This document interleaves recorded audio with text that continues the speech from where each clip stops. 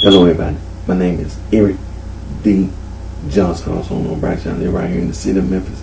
It's in the county sheriff, it's in the state of Tennessee. Today's date is early, Monday morning, July the 16th, 2018 time, 4:10 a.m. First, I thank all my fans, my support, for your continued encouragement, support. I'm continuing to keep myself employed right here in this Memphis tri-state area. I'll continue to further my education, Monroe College online. I'm pursuing my associate degree studying business administration, concentration mark. At this present time, I've taken a break from going to school, but in the very near future, I will be going back to Monroe College online. I'm going to continue to pursue my associate degree in business administration with a concentration mark. What I'm going to do right now, I'm going to do my Instagram.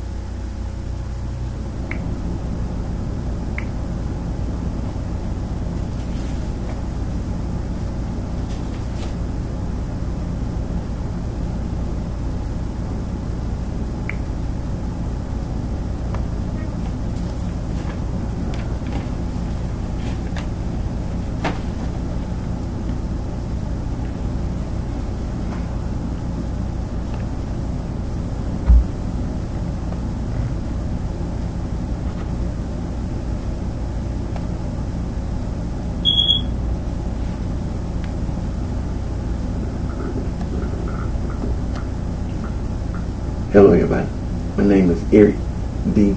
Johnson, also known as BrightShine. I live right here in the city of Memphis, in the county sheriff, it's in the state of Tennessee. Today's date is early Monday morning, July the 16th, 2018. The time is 4:12 a.m. First, I thanking all my fans, my support, for your continued encouragement, support.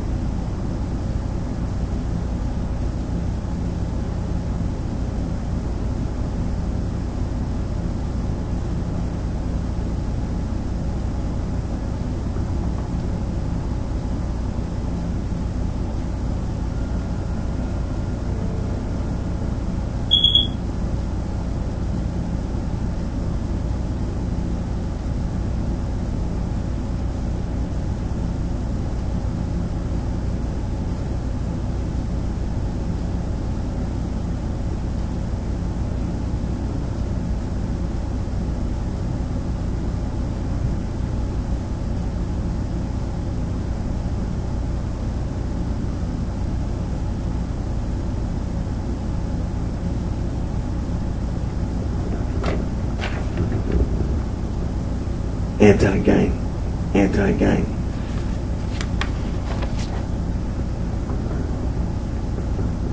First, I want to give thanks to God for all the blessing and guidance that He provides us all with. And I'm going to continue to speak out. I'm going to continue to complain about people saying they're gang plus stir, mob plus stir, they're boss, they're goon, they're thug, they're crook, they're hoodlum. They are Mac, they are player, they are pimp, they are whore, and on. It's all street slang. People all over the world, all over this earth, they use communication, they use language. So, in the sorority and fraternity,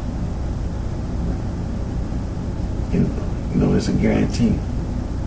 When I go on my job, when I be on my when I be at work, my place of employment, people saying those ignorant things like that, it will be an anti-gang demonstration, anti-gang protest.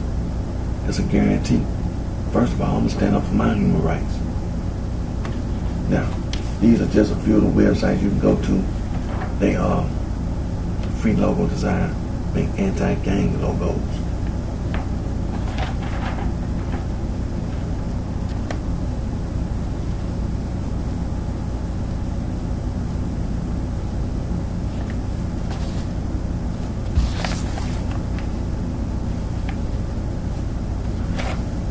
We know that there are many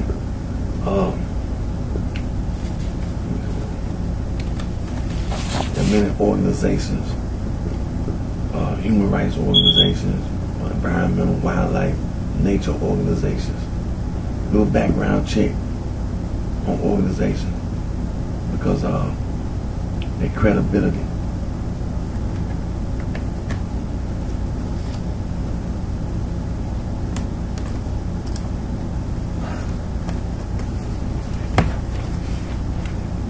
because like for example, we all know the history of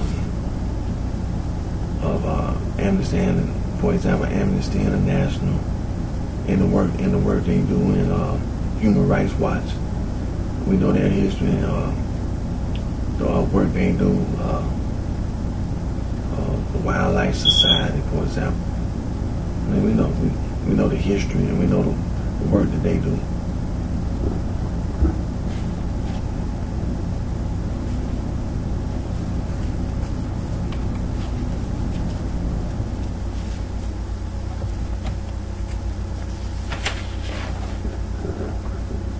Now, this is the International Bill of Human Rights, was the name given to the United Nations General Assembly Resolution 217, and two international treaties established by the United Nations. It consists of the Universal Declaration of Human Rights, adopted in 1948, the International Covenant on Civil and Political Rights, 1966, with its two optional protocols, and the International Covenant on Economic, Social, and Cultural Rights, 1966.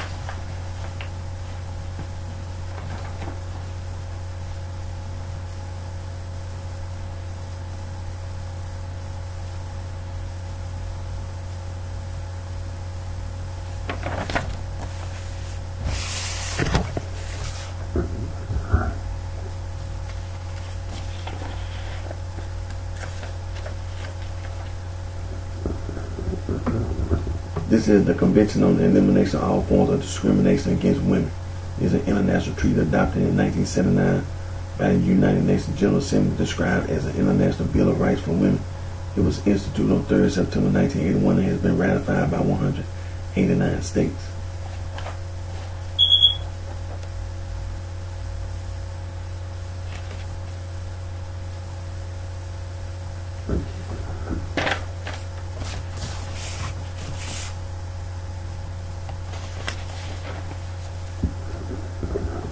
This is the Declaration of the Rights of the Child, sometimes known as the Geneva Declaration of the Rights of the Child. Is an international document promoting child rights, drafted by Eglantine Jebb and adopted by the League of Nations in 1924 and adopted in an extended form by the United Nations in 1959.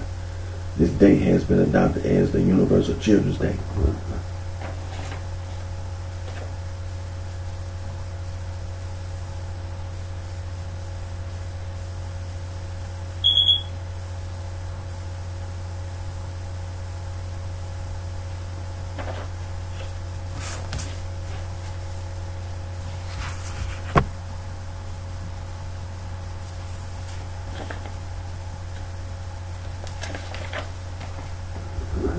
This is the United Nations Convention on the Rights of the Child. It is a human rights treaty which sets out the civil, political, economic, social, health, and cultural rights of children. The convention defines a child as any human being under the age of 18, unless the age of majority is attained earlier under national legislation.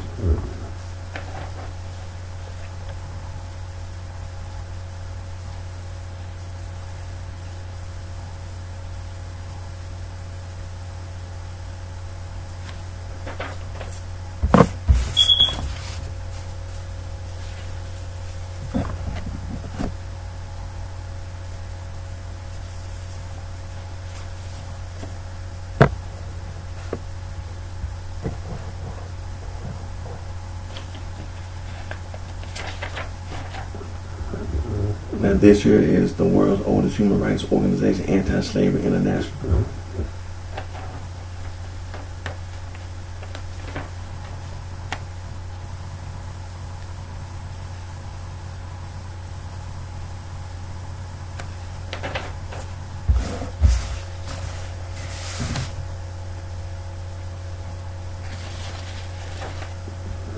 This is the International Federation for Human Rights, 1922.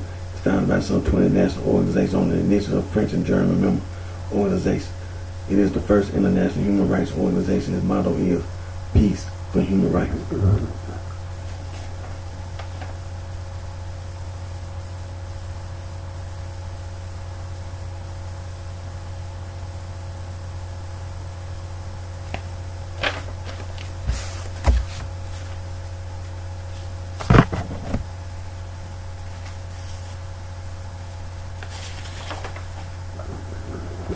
This is the world's oldest international conservation organization, BirdLife International.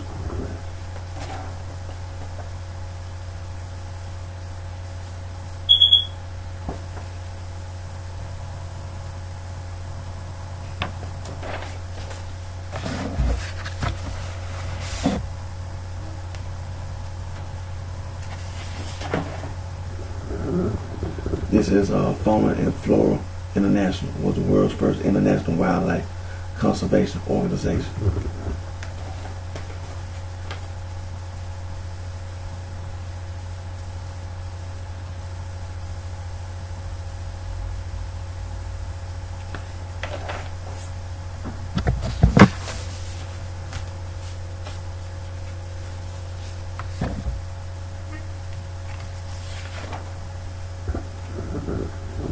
This is the world's oldest global environmental organization, International Union for Conservation of Nature, and the World Wildlife Fund.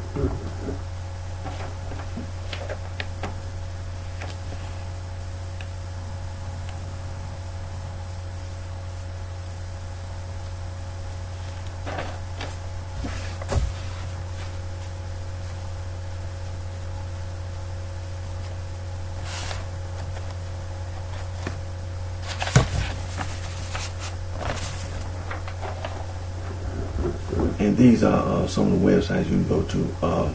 They make free logo design, anti-game logos.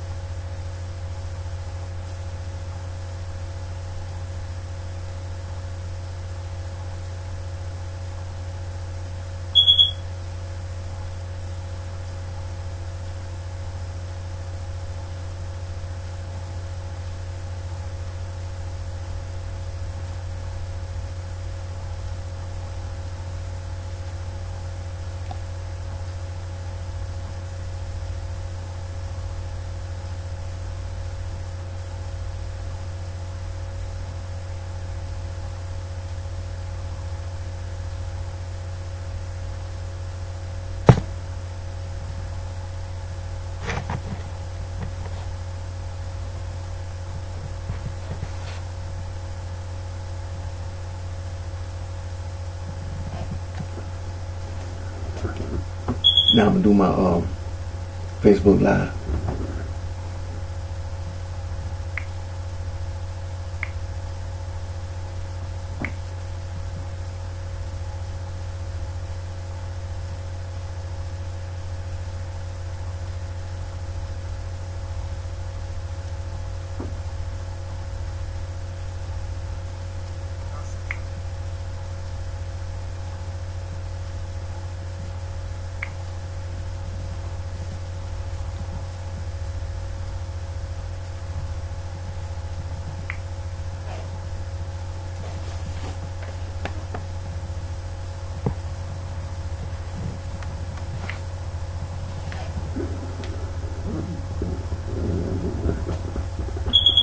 Hello, everybody.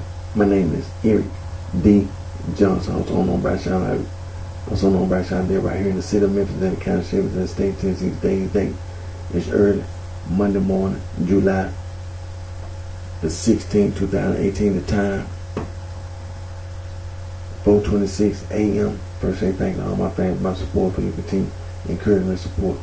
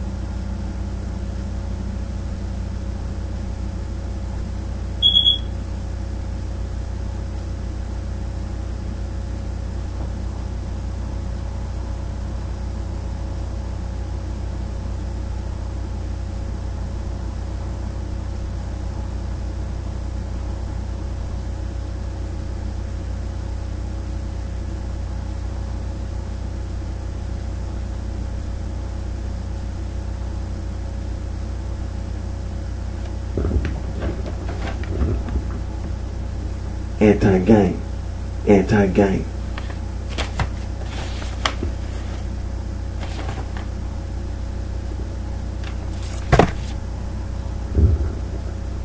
Now, these are just a few of the websites you can go to. They make free logo design, anti-gang logos.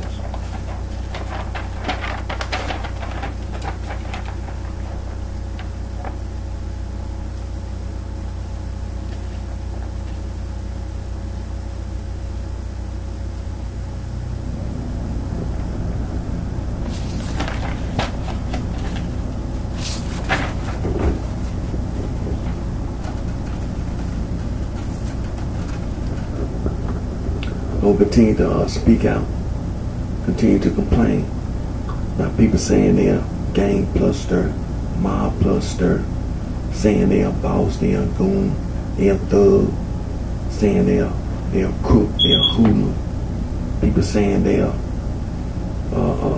Mac, they're player. People saying they're what they call pimp and they're whore and all that old street slang. That's all it is, street slang. People all over the earth, they use communication. People all over the earth use language. So all that street slang is really all it is, street slang. That's all it is. When I be on my job, when I be in my place of employment, be at work, people be saying all that nonsense. Sorority and fraternity. First of all, I'm going to stand up for my human rights. It will be anti-gang demonstration, anti-gang protest. Now, did my Periscope video yesterday, and we're going to continue where we left off on my Periscope video. So let's get to it.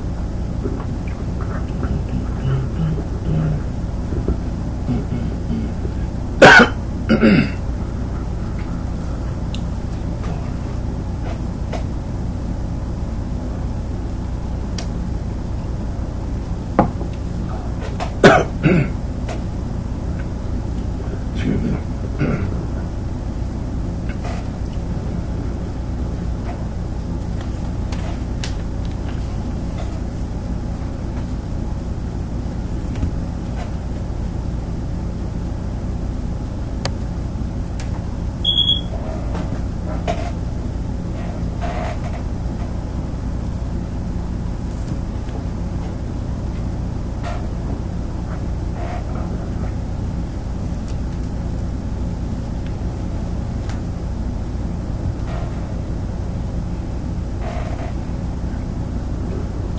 Now, yesterday's video, we was continuing to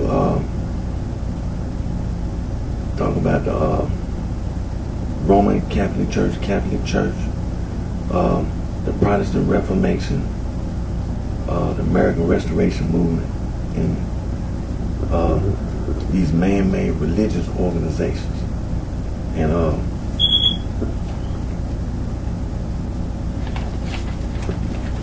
the man-made religious organizations, this is one of the scriptures they use, Romans chapter 16, verse 16, salute one another with an holy kiss. The church with the suffix ES, churches of Christ salute you.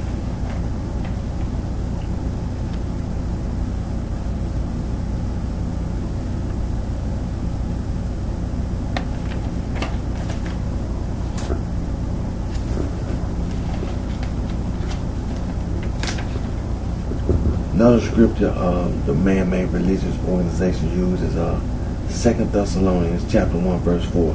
So that we ourselves glory in you in the churches with the suffix ES of God for your patience and faith in all your persecutions and tribulations that ye endure. Excuse me.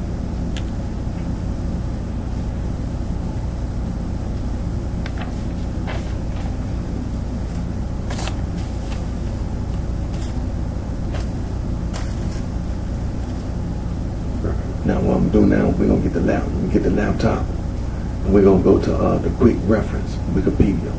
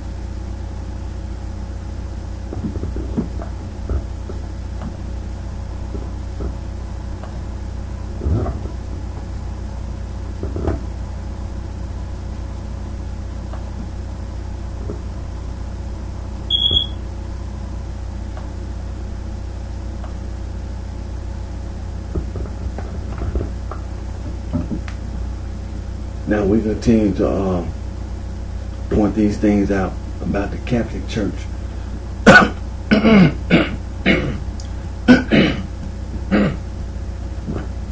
Excuse me.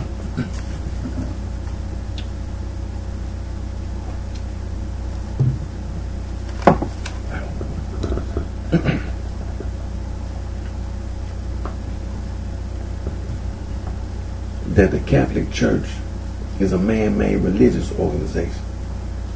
Now I'm gonna start reading. Now, like I said, we're on Wikipedia, everybody. We're on Wikipedia, the quick reference. Now, the Catholic Church, also known as the Roman Catholic Church, is the largest Christian church with more than 1.299 billion members worldwide.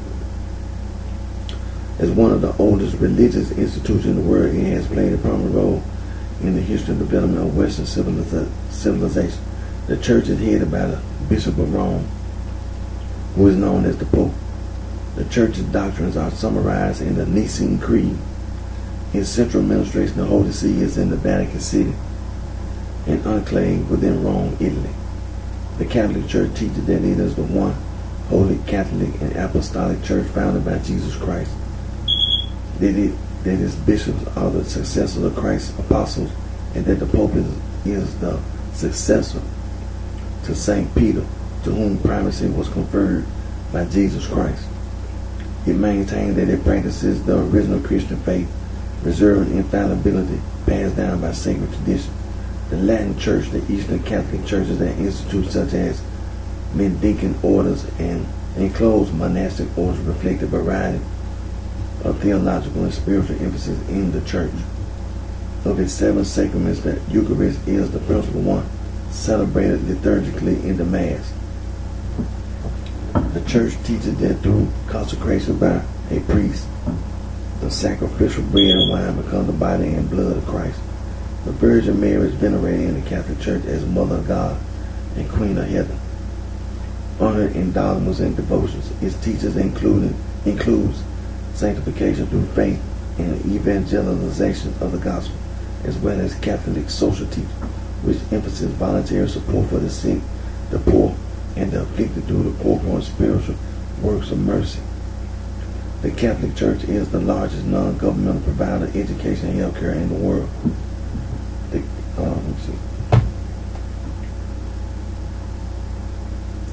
The Catholic Church has influenced Western philosophy, culture, science, and art. The Catholic Church shared communion with the Eastern Orthodox Church until the East-West Schism in 1054, disputing particularly the authority of the Pope, as well as with the Oriental Orthodox churches prior to the Chalcedonian Schism in 451 over differences in Christology.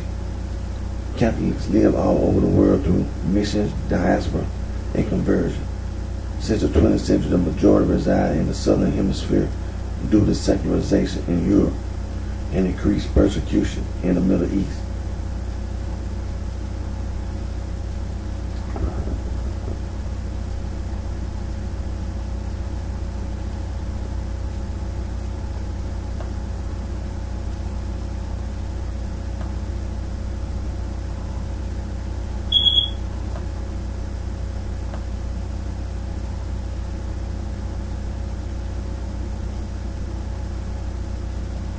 Now scroll down to where it says the name. Okay, Catholic from Greek was first used to describe the church in the early 2nd century.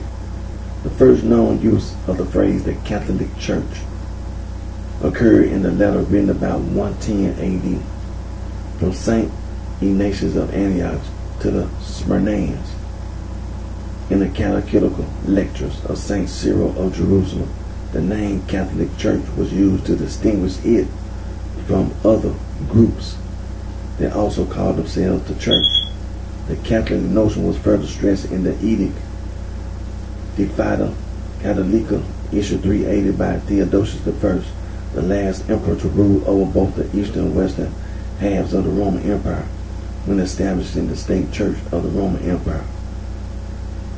Since the East-West Schism of 1054, the Eastern Church has taken the adjective Orthodox as its distinctive epithet.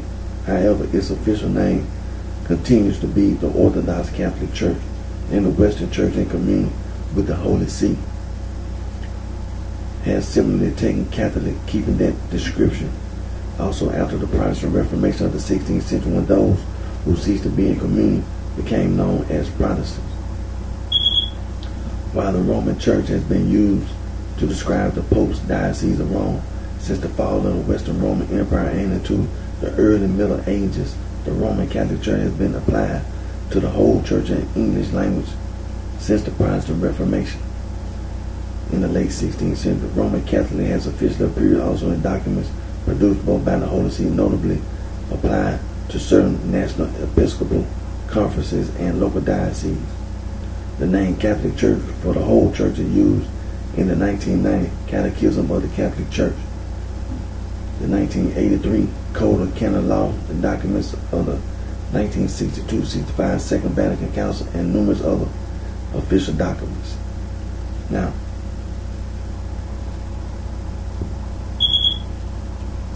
want to point this out is that in the name Catholic Church, it said was first used to describe the church in the early 2nd century.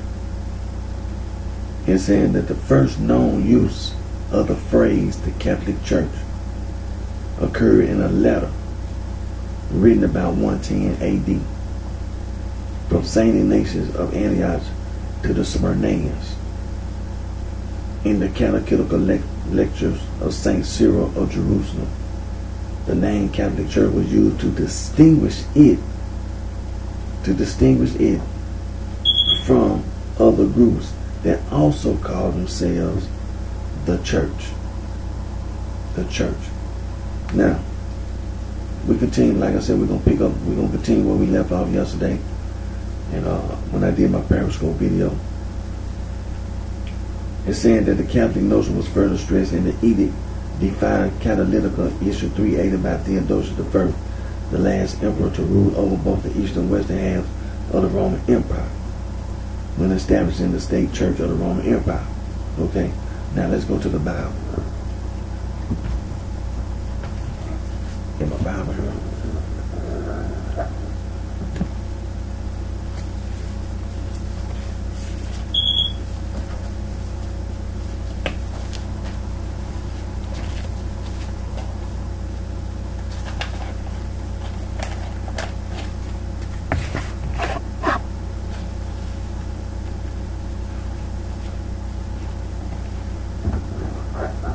Now, all the little girls and little boys, we know in the Old Testament in the Bible, when you see that red writing, that's God talking. When you read the New Testament, Matthew, Mark, Luke, and John, sometime in the book of Acts and some of those other epistles that like such as 1 Peter, 2 Peter, Philip, James, no, the apostle, the real apostle, not the apostle, not Saul from Tarsus, and John 1, 2, and 3. You see some red writing, and that's Jesus talking in Matthew, Mark, Luke, and John, and God talking. So we're gonna turn to the book of Matthew. Excuse me. We're gonna turn to the book of Matthew in the New Testament, the book of Matthew, chapter 16.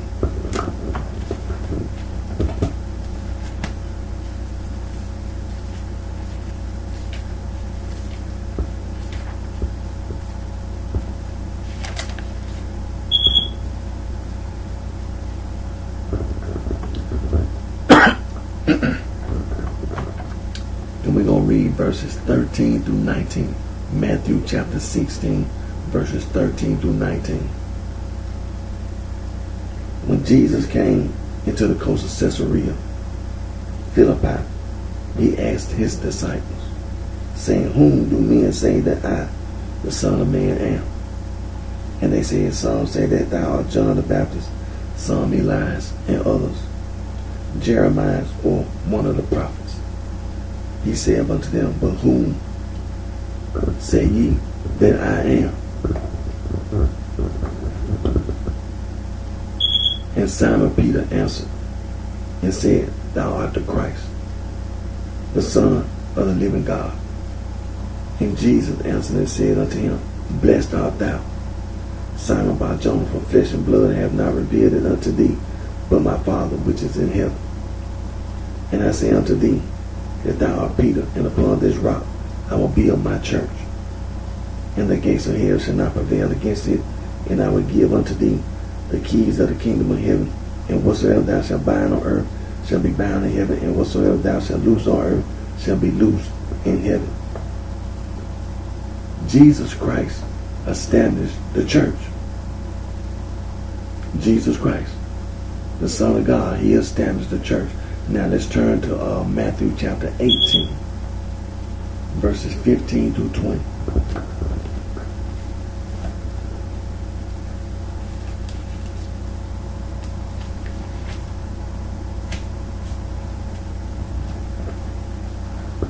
Matthew chapter 18, verses 15 through 20. "Moreover, if thy brother shall trespass against thee, go and tell him his fault between thee and him alone. If he shall hear thee, thou hast gained thy brother. But if he will not hear thee, then take with thee one or two or more, that in the mouth of two or three witnesses every word may be established. And if he shall neglect to hear them, tell it unto the church. But if he neglect to hear the church, let him be unto thee as a heathen man and a publican. Verily I say unto you, whatsoever ye shall bind on earth shall be bound in heaven, and whatsoever ye shall loose on earth shall be loosed in heaven. Again I say unto you that if two of you shall agree on earth as touching anything that they shall ask, it shall be done for them of my Father which is in heaven. For where two or three are gathered together in my name, there am I in the midst of them. Jesus Christ, the Son of God, established the church.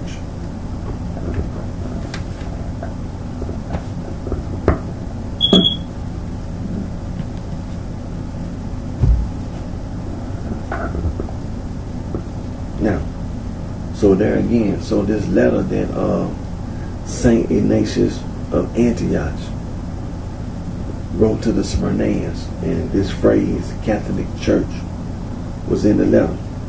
Now let's make this perfectly clear that after Jesus Christ was crucified and resurrected, there was the church, the disciples, and we've been reading the book of Acts, and it talks about the Acts of the Apostles, how the church was multiplying, it was growing, and when the church was growing, they was going by the teaching of Jesus Christ. He left his apostles, and the apostles, they appointed elders to the church, first in Jerusalem, then the other churches, because the church began to spread from Jerusalem, and it then went out from Jerusalem outward. And so they appointed elders at these churches. And so anything that these people are claiming, you have to always remember, we have to always stress this point, that the disciples were first. And what you claim about Jesus Christ and the Holy See and all that, see, you took from the disciples and you distorted the teachings of Jesus Christ. That's what that is. That's what the Catholic Church is. It's a distortion of the teachings of Jesus Christ. There was no need for anybody to write no letter to say no Catholic Church, because the church is already established by Jesus Christ. He left his apostles, and his apostles appointed elders. First at the church in Jerusalem, and then from Jerusalem the church began to spread outward. It then spread from outside of Jerusalem, then came to Jerusalem. The church headquarters, the foundation of the church in Jerusalem. The apostles, Jesus Christ spent 40 days with his apostles. We're gonna read that. We're gonna read it. And spent 40 days with his apostles. Then the apostles had to go through the process. They had to appoint appoint another disciple to replace Judas, who hung himself. He fell from transgression. So they appointed another to replace him. They Matthias and Justice. They chose these two men, and we're gonna read it, and it gives the reason why the apostles chose those two men, and the lot fell upon Matthias, and Matthias became an apostle. He replaced Judas. So it was still 12 apostles, not 13. As for Justice, the scripture doesn't say anything else about Justice. We know that Justice didn't go around claiming that he was an apostle. He didn't go around and start another group or anything of that nature. The scripture don't say anything. We can speculate that Justice became an elder in Jerusalem. When they appointed elders in Jerusalem, we speculate that Justice became an elder of the church in Jerusalem. And so whatever the Catholic Church is claiming, you don't negate the disciples. You see, this is the point that's being made. It's something that's wrong that's been done, and something wrong is still being done. When you don't mention the disciples, period, you suppressing information, you covering up the wrong that's been done and that's being done.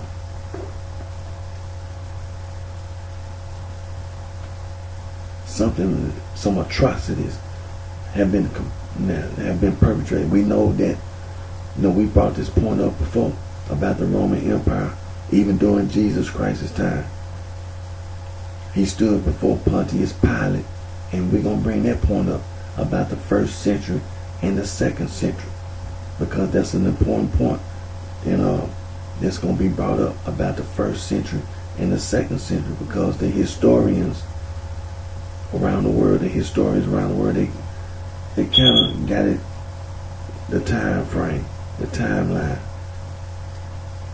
And it's been, like I said, we're going to go down to ideas. And I went online and looked at the different timeline.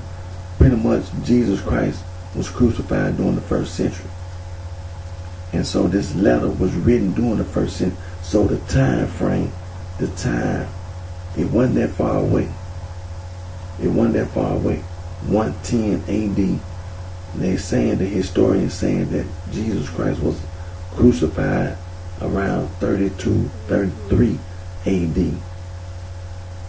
Somewhere around there, 32, 30, because of Pontius Pilate. Because when you check the Roman history, Pontius Pilate was ruling around 32, 33 AD. And that Jesus Christ stood before Pontius Pilate. So they the historians around the world, around 32, 33 AD, Jesus Christ was crucified. And so now in the history of the Roman Catholic Church, this letter with the phrase Catholic Church, 110 AD, that's not that far away. So you're not going to tell me or anybody else that the disciples just vanished. They just disappeared. And then you're going to write a letter and then going to tell everybody that you're going to distinguish the Catholic Church from other groups that call themselves the church. First of all, if all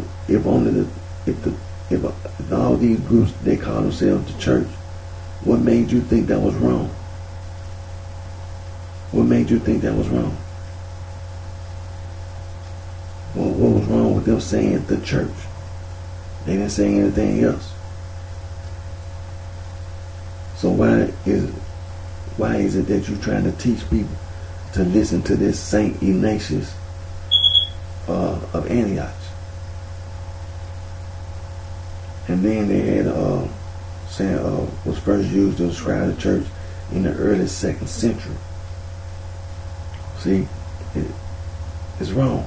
It's wrong. Now let's go over to the Protestant Reformation. Oh, hold on. Let's scroll down and look at the particular churches, other Catholic churches. Then we're going to go to the Protestant Reformation.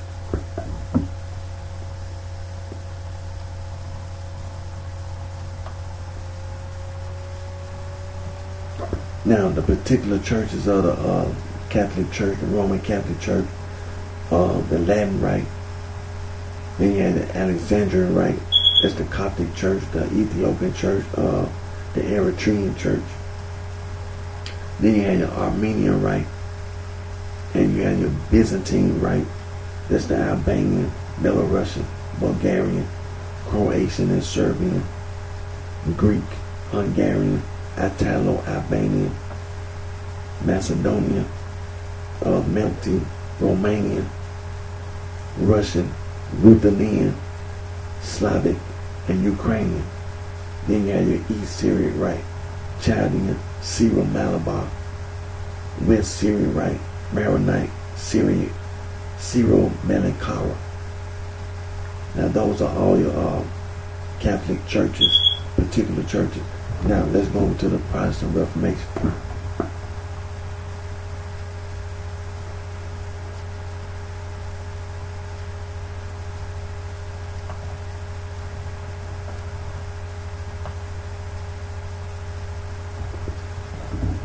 The Reformation, more fully the Protestant Reformation.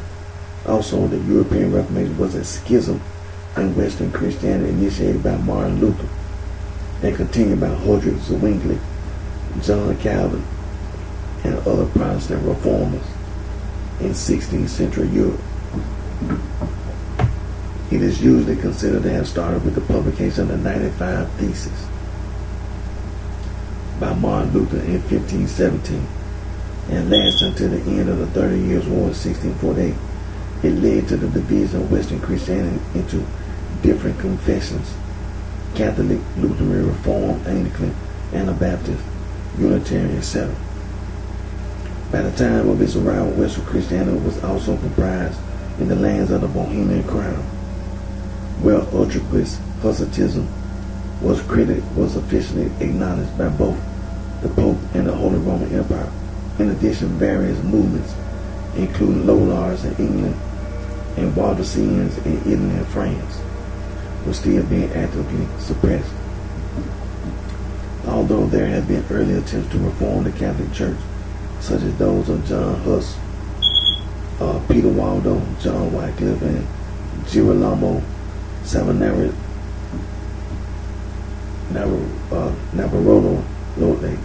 Luther is widely acknowledged to have started the Reformation with the 95 Theses. Luther began by criticizing the sale of indulgences, insisting that the Pope had no authority over purgatory and that the Catholic doctrine of the merits of the saints had no foundation in the Bible.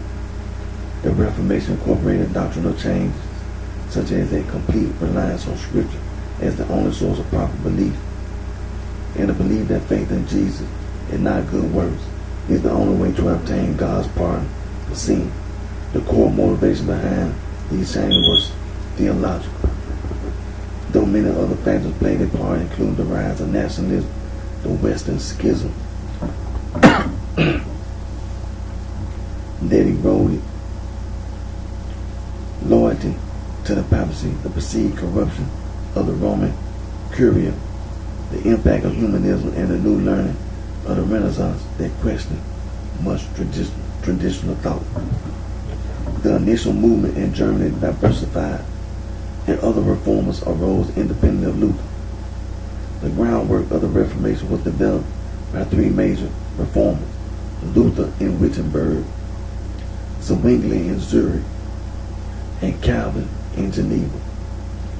Depending on country, the Reformation had varying causes, background, and also unfolded differently than in Germany. The spread of Gutenberg's printing press provided the means for the rapid dissemination of religious materials in the vernacular. Lutheran churches were founded in Germany, the Baltics, and Scandinavia, and Reformed ones in Switzerland, Hungary, France, the Netherlands, and Scotland. The movement influenced the Church of England after 1547 under Edward VI and Elizabeth I, although the English Reformation had begun under Henry VIII in 1534.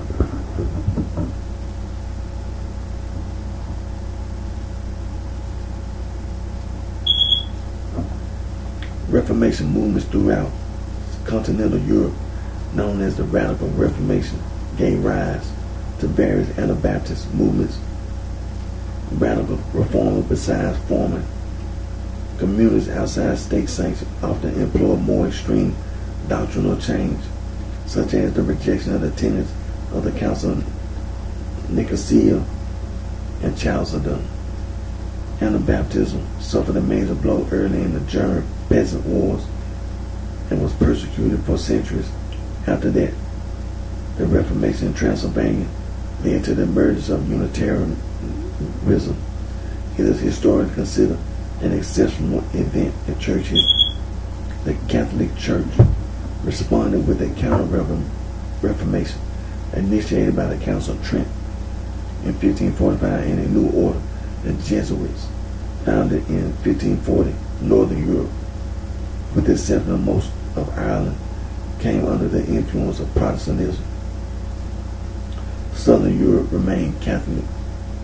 Central Europe became a state of fierce conflict that culminated in the 30 Years' War.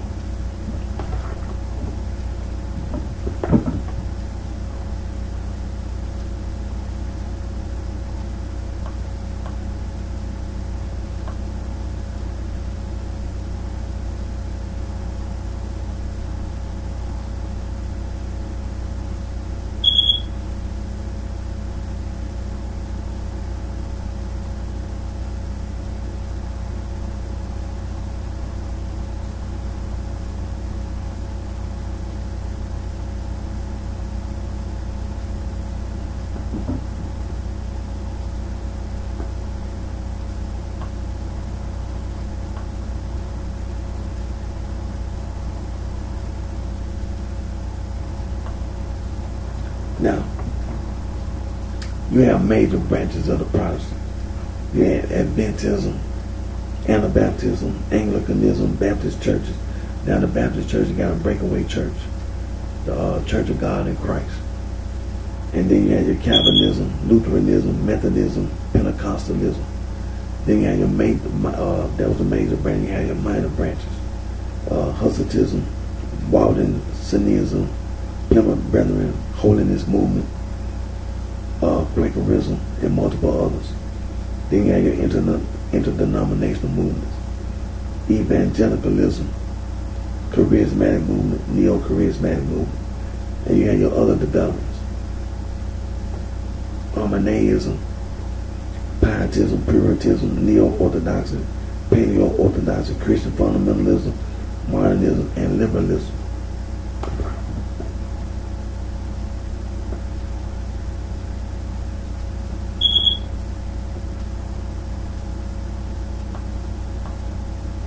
Then you have your related movements, non-denominational churches and house churches. Now let's go over into the American Restoration Movement.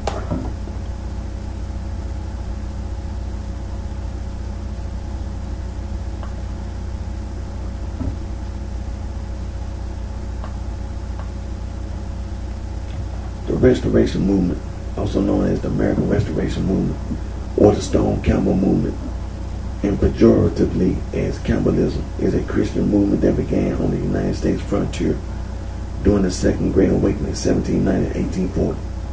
Of the early 19th century, the pioneers of this movement were seeking to reform the church from within and sought the unification of all Christians in a single body pattern after the church of the New Testament, especially since the mid-20th century members of these churches do not identify as Protestant but simply as Christians.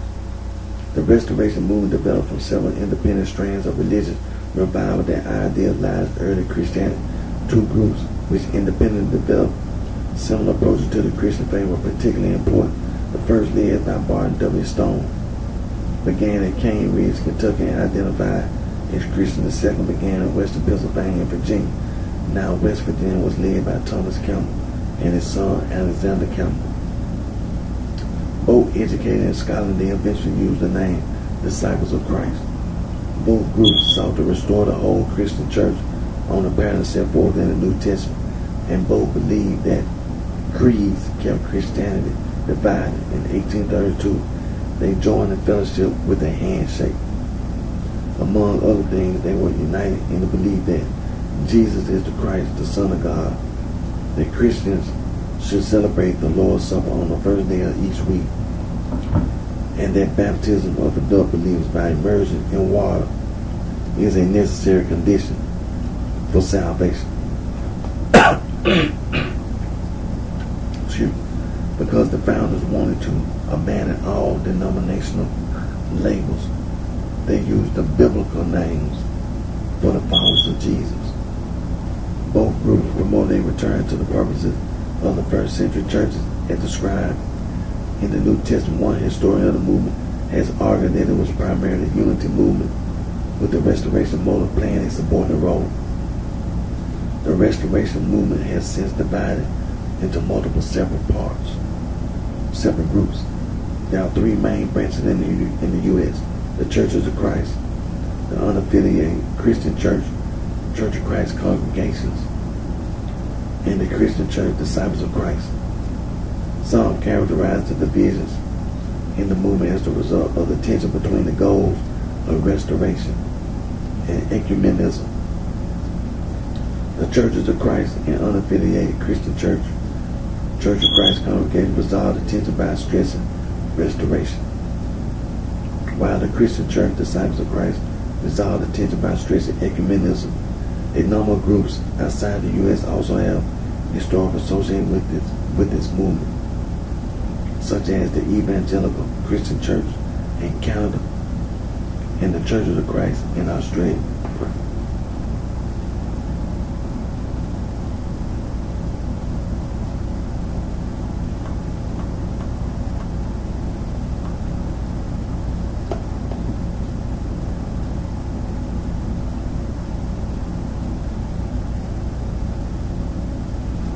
Now, because the restoration movement lacks any centralized structure, having originated in a variety of places with different leaders, there is no consistent nomenclature for the movement as a whole. The term restoration movement became popular during the 19th century.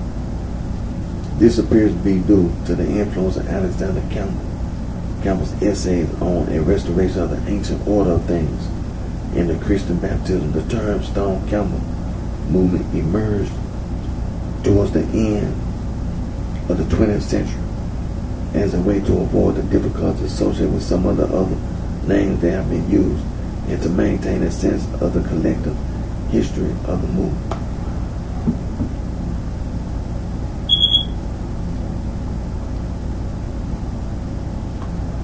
Now, so what I'm doing now is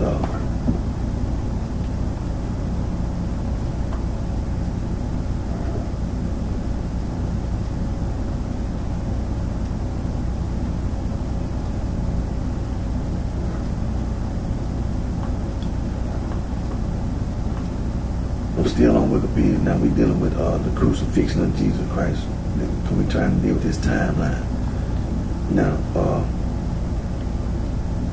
so we're still on Wikipedia. We're still on Wikipedia. Quick reference. Now, the crucifixion of Jesus occurred in 1st century Judea, most likely between AD 30 and 33. Jesus' crucifixion is described in the four canonical gospels referred to in the New Testament epistles, attested to by other ancient sources, and established as a historical event confirmed by non-Christian sources, although there is no consensus among historians on the exact details. So,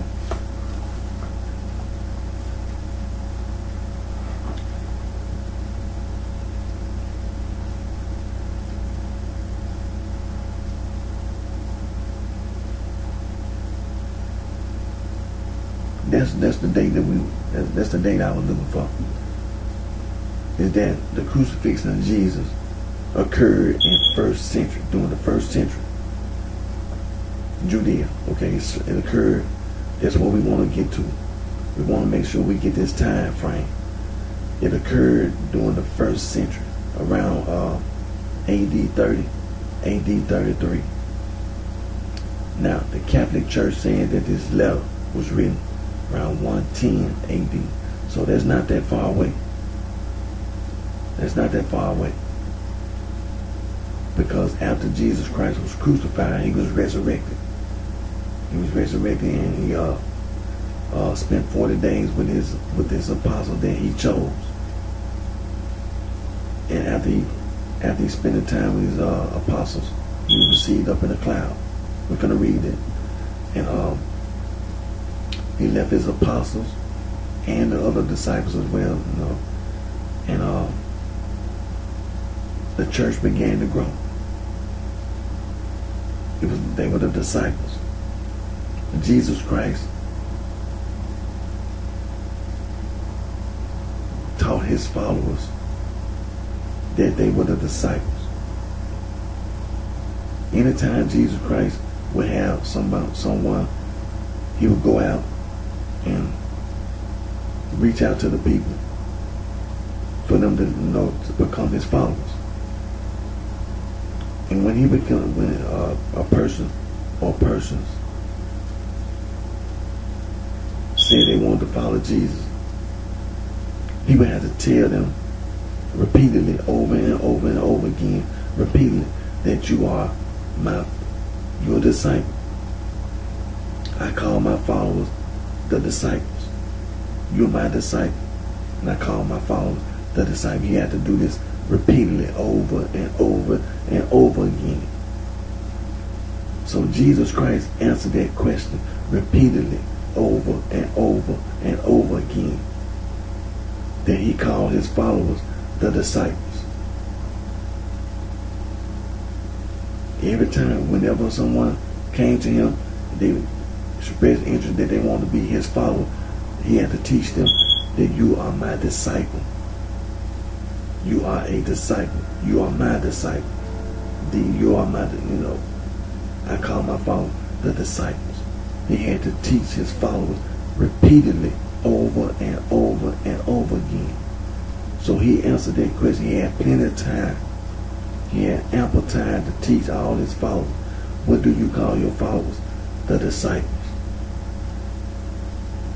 And the disciples were walking around after Jesus Christ had been crucified. The church, we've been reading that the church was growing. It was multiplying. It was spreading. And a lot of the reason why the church was spreading was due to being persecuted. People were scattering. We done read that before. That because of the persecution, many of the members of the church, they scattered. And then after they scattered, they started churches.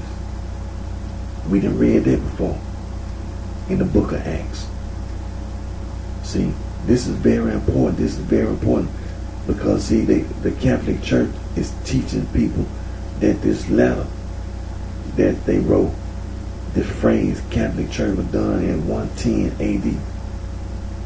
It's very important that we make it clear something has been done that's wrong.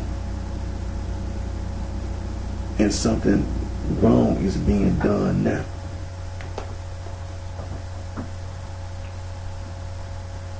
The disciples didn't just disappear. The disciples didn't just vanish. Something wrong has been done. And the wrong that has been done, some kind of cover up, some kind of suppression of evidence, of information. Something wrong has been done. Something wrong is being done now. There's no such thing as no Catholic Church. All the followers of Jesus Christ are the disciples. That's who the followers of Jesus Christ is, the disciples. That's what Jesus Christ taught. And that's what Jesus Christ left the information for future followers of his teachings. The disciples. The church.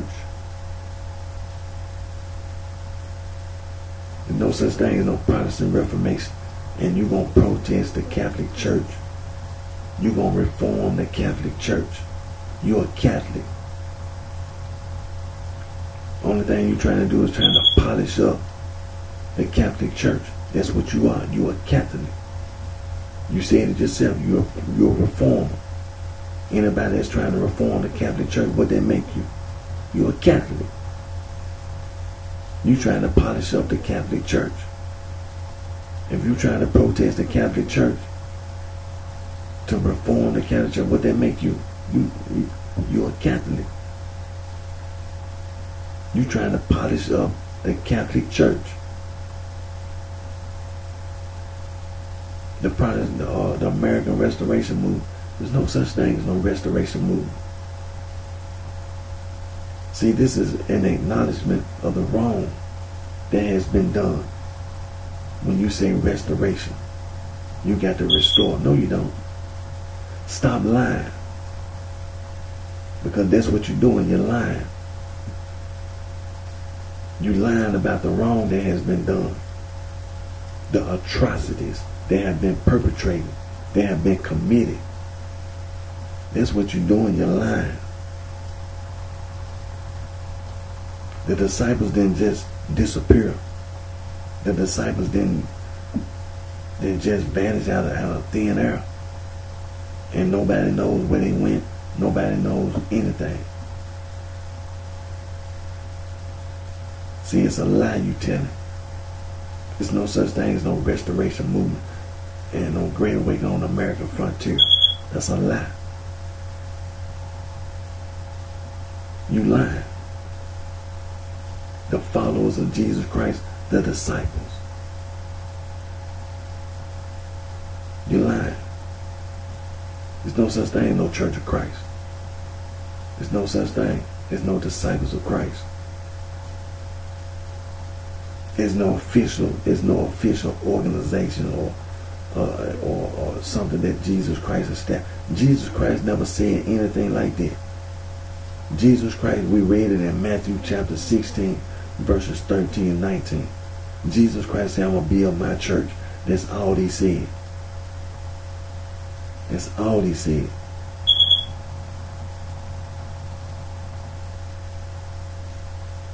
He had plenty of time to answer that question. Jesus Christ was crucified and was resurrected, came back. He had plenty of time to answer the question. He answered that question. That question was answered.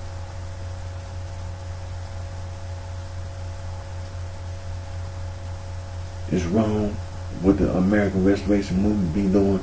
It's wrong. All that Protestant Reformation, all these major branches, minor branches, and all that is wrong. It's wrong. The Catholic Church, wrong. It's wrong. No, there's no such thing. We just read it. We just read it. Matthew chapter 16, verses 13 through 19. We just read it. Jesus Christ never said anything about no Catholic Church. And there was not one time that Jesus Christ ever told anybody that he going to establish no universal church. That's a man-made religious organization. And that's what all these other organizations, some criminals. When you be writing all this, the Catholic, that letter, to be more specific of what it really means. See, it's some type of criminal organization. And that's what the Protestant Reformation was. When you see all these people, John Calvin and Martin Luther with the 95 Thesis, exactly what you think he was doing. Him and Zwingli. One of them over in Wittenberg, the other one went to Zurich, the other one in Geneva. Then there was some more reformers before them, John Huss, Peter Wycliffe, and Girolamo, you know. These are the earlier schisms. But to be what it really was, it was some criminals. Some kind of criminal organization. That's what it was. Some criminal street organizations. And that was the literature that they were going by. The American Restoration, when they do the same thing, they make up all these lies. Then they sit around, walk around, trying to pretend like nobody knows anything. It's just a bunch of criminals. That's what that is, some criminal street organization literature. That's what that is. That's what the American Restoration Movement was. Some more criminals trying to get together here in the United States of America.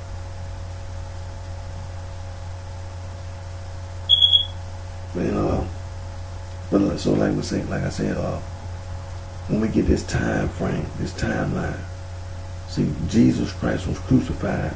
Now the historians around the world, they have debates, but they pretty much got the year, the time around 33, 30 or 33 AD. 30 or 33 AD. That Jesus Christ was crucified crucified. So that's a very important. See, that's one of the points we want to make about this letter.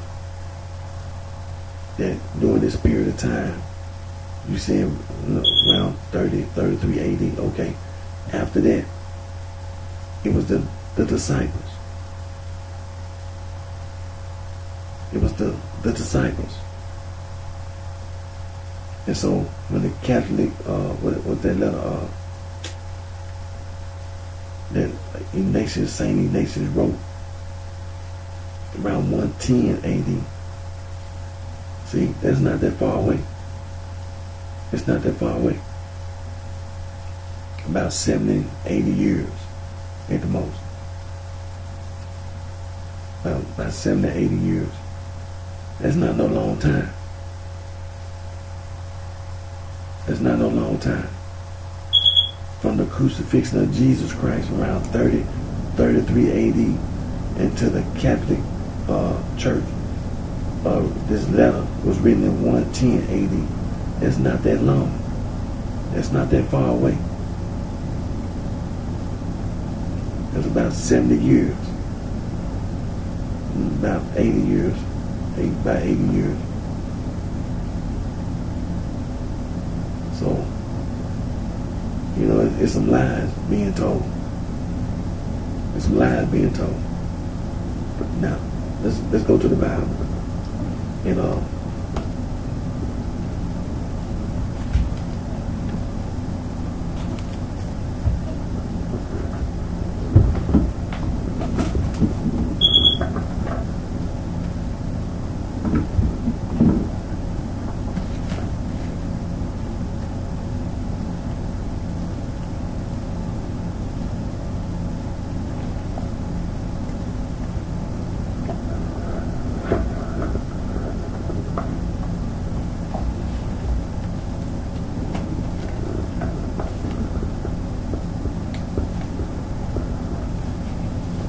Now, we're gonna read the book of Acts, chapter 1. The book of Acts, chapter 1.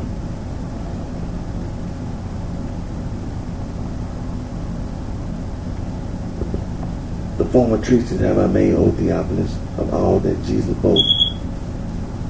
began both to do and teach, until the day in which he was taken up. After that he through the Holy Ghost had given commandments unto the apostles, whom he had chosen, to whom also he shewed himself alive after his passion by many infallible proof, being seen of them 40 days, and speaking of the things pertaining to the kingdom of God.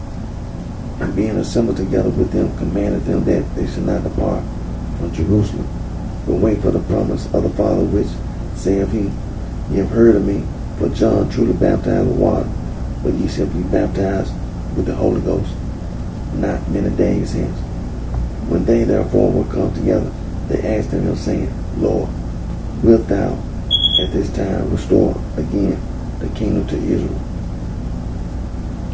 And he said unto them, It is not for you to know the times or the season which the Father hath put in his own power, but ye shall receive power after that the Holy Ghost is come upon you, and ye shall be witnesses unto me both in Jerusalem and in all Judea and in Samaria, and unto the uttermost part of the earth. And when he had spoken these things while they beheld, he was taken up, and a cloud received him out of their sight. And while they looked steadfastly toward heaven as he went up, behold, two men stood by them in white apparel, which also said, Ye men of Galilee, why stand ye gazing up into heaven? This same Jesus which is taken up from you into heaven shall so come in like manner as ye have seen him go into heaven. Then returned they unto Jerusalem from the mount called Olivet, which is from Jerusalem a 7 days' journey.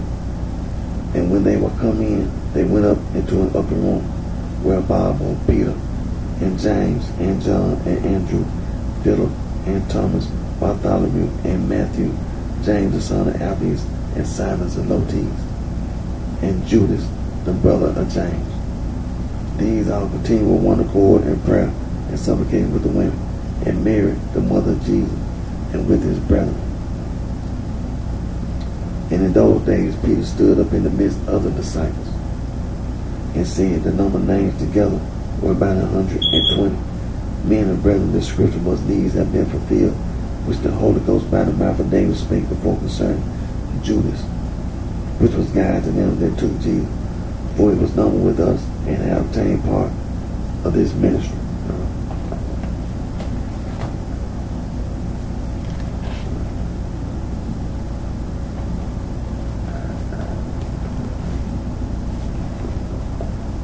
Now this man purchased a field with the reward of iniquity, and falling headlong, he burst asunder in the midst, and all his bowels gushed out. And it was known unto all the dwellers at Jerusalem, insomuch as that field is called in their proper tongue of Salome, that is to say, the field of blood. For it is written in the book of Psalms, let his habitation be desolate, and let no man dwell therein, and his bishopric let another take. Wherefore of these men which have company with us all the time that the Lord Jesus went in and out among us, beginning from the baptism of John to that same day that he was taken up from us, must one be ordained to be a witness with us of his resurrection. And they appointed two, Joseph called Barsabas, who was surnamed Justus, and Matthias. And they prayed and said, Thou Lord, which knoweth the hearts of all men, shew whether of these two thou hast chosen, that he may take part of this ministry and apostleship, from which Judas by transgression fell, that he might go to his own place. And they gave forth their lots, and the lot fell upon Matthias, and he was numbered with the 11 apostles. He was numbered with the 11 apostles. He made number 12. It wasn't no 13. So Saul from Tarsus, the self-proclaimed apostle Paul, he's a liar. He lied. You don't listen to a liar. All those epistles that he wrote, all lies.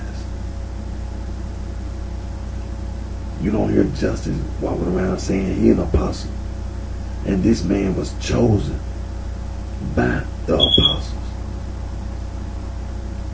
This man was with Jesus from the baptism of John all the way to the resurrection. He'd been with Jesus all this time.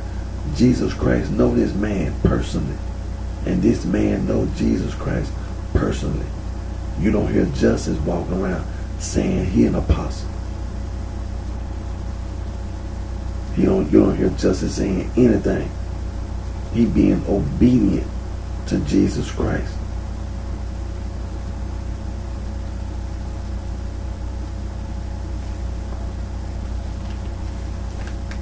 Now,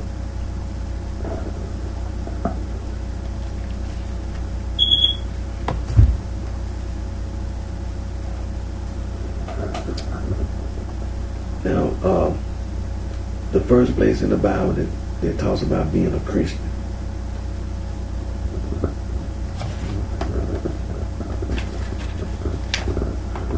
Acts chapter 11, verse 26.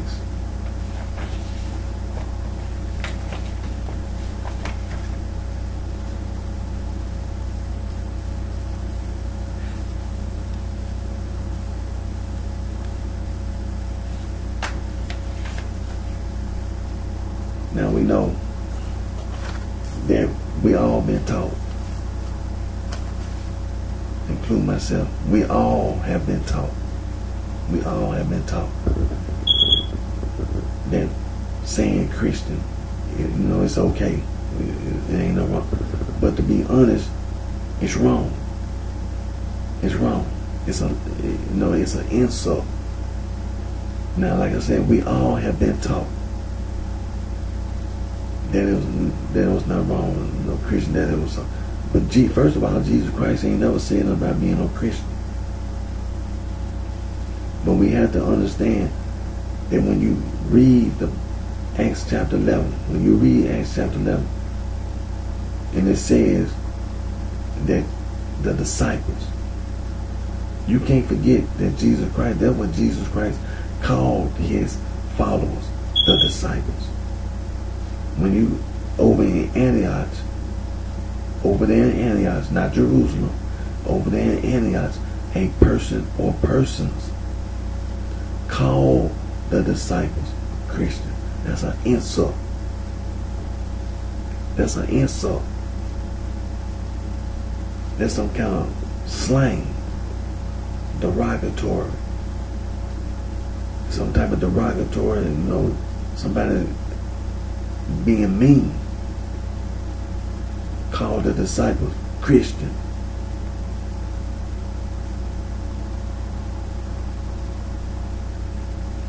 They weren't trying to be nice about it. They call you an insult. They call the disciples an insult. Christian. That's what that is. That's an insult. It's an offense. It's very offensive. The apostles and the elders were in Jerusalem. Now, if you want to say something, if you wanted to say something, the apostles and the elders were in Jerusalem. You don't be way over there in Antioch and gonna call the disciples Christian. That's another thing. That's an insult. That's an insult. It's an offense. Now, the second place in the Bible that talks about when you find the word Christian, Acts chapter 28. King Agrippa almost was made to be a Christian with Saul. Look who around. Saul. It's a lie. It's a lie. The third place that you find the word Christian in the Bible is 1 Peter chapter 4, verse 16. The Apostle Peter did not tell anybody to be a Christian. He was telling you, I'm aware that there are people walking around lying. That's what they were doing. There were people walking around lying. And we touched on that yesterday. We're going to get back on it today. And there was some people going around lying. And doing things and saying things. And, it was wrong. It was wrong then, it's wrong today. And also 2 Peter chapter 3 verses 15, 16, 17, and 18. The Apostle Peter exposes Saul writing all them lies in the epistles that he wrote. See, he's a liar. And you don't listen to a lie. You don't. Nobody told him to do that. The Apostle Peter exposed Saul from Tarsus, self-proclaimed Apostle Paul, exposed him for being a liar. Now, Saul from Tarsus, the self-proclaimed Apostle Paul, he was converted in Acts chapter 9.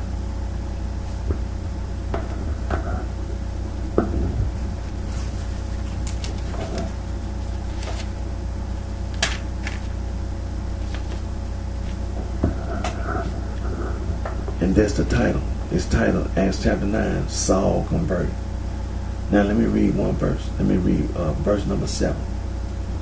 And the men which journeyed with him stood speechless, hearing a voice, but seeing no man. Now turn to Acts chapter 22.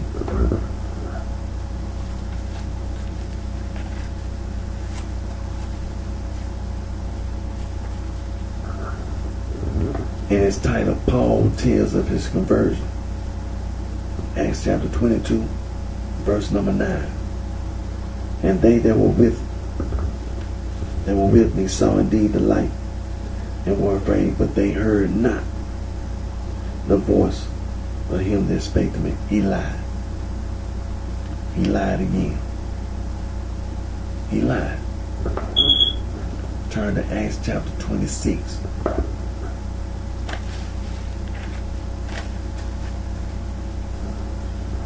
And it's titled, Paul Recounts His Conversion.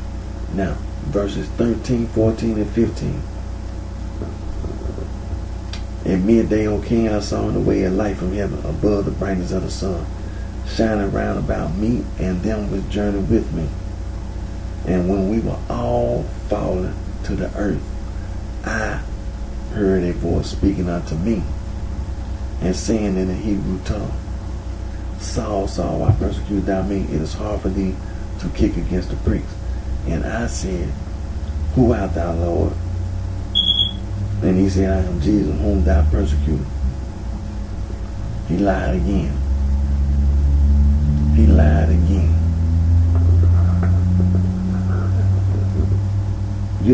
The disciples, you don't listen to Saul from Tarsus, the self-proclaimed Apostle Paul. He's a liar.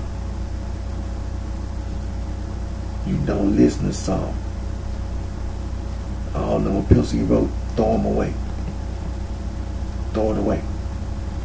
You don't listen to Saul. He lied.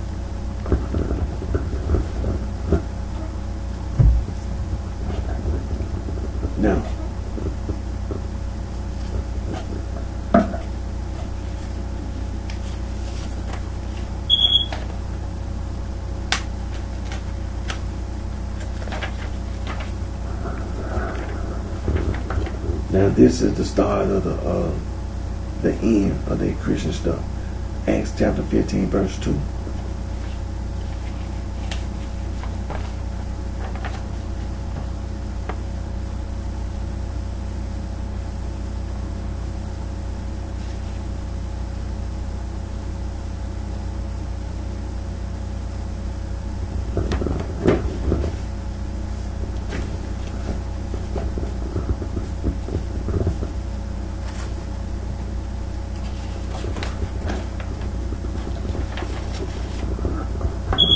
Now, this is the end of all that Christian stuff. The book of Acts chapter 15, verse 22.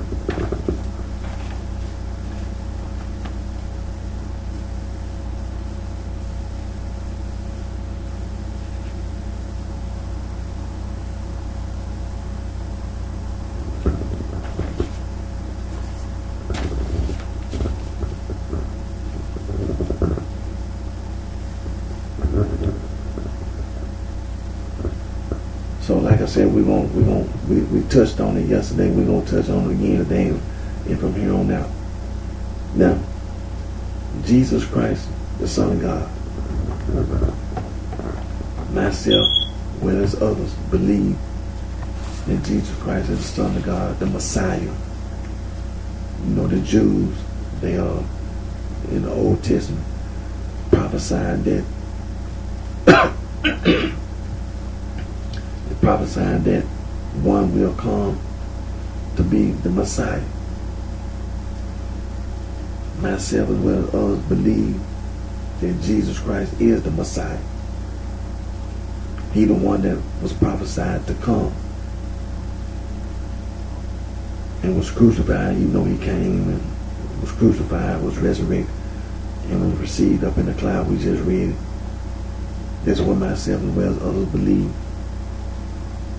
Now,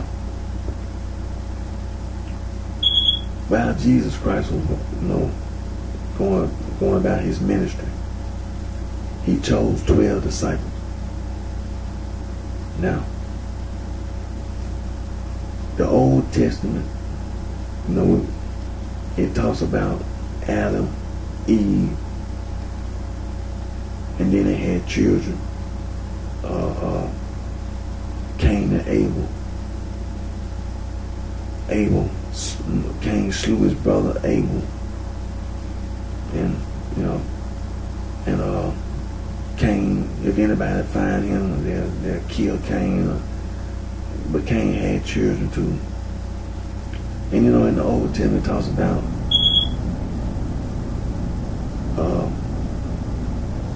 the lineage and who the people were, after Adam and Eve. And it tells that someone, this person begat this person, and this person begat this person, and it goes all the way back to Adam and Eve.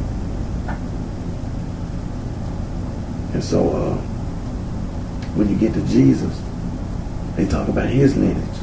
They talk about who his mother is, or who his father is, and who his mother's mother and father was, who his father, mother and father was, and it goes all the way back to Adam and Eve. And so it's important. It's important, because during that period of time, people were walking around. There's a lot of people moving around.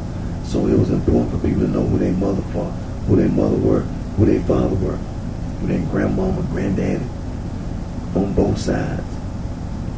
You know what I'm saying? Because there were so many people, moving around. And, where you come from, who are you? That's how people identify a lot of themselves.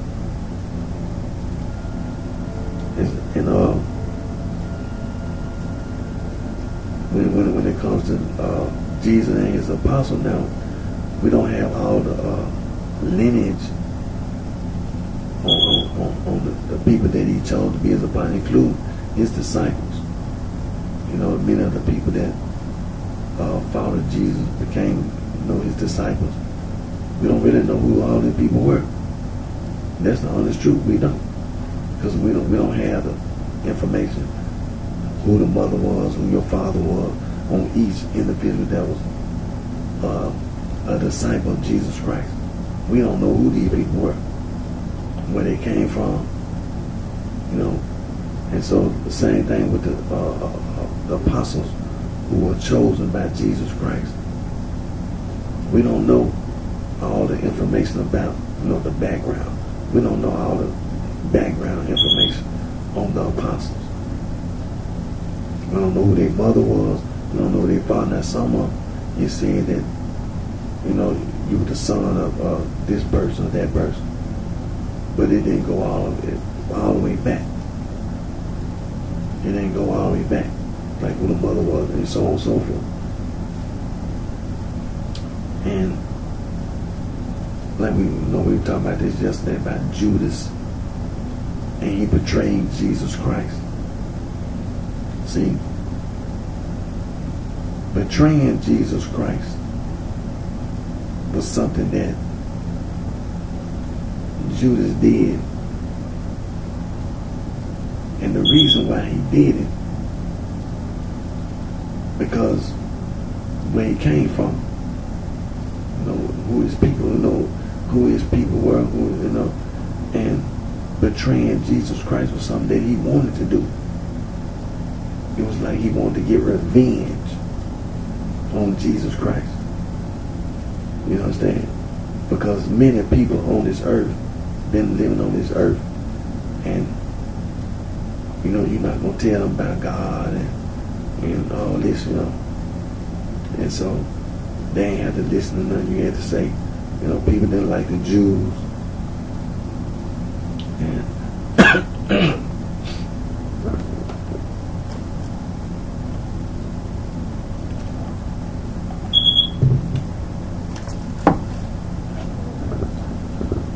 And so on and so forth. And there was a lot of wrong that was being done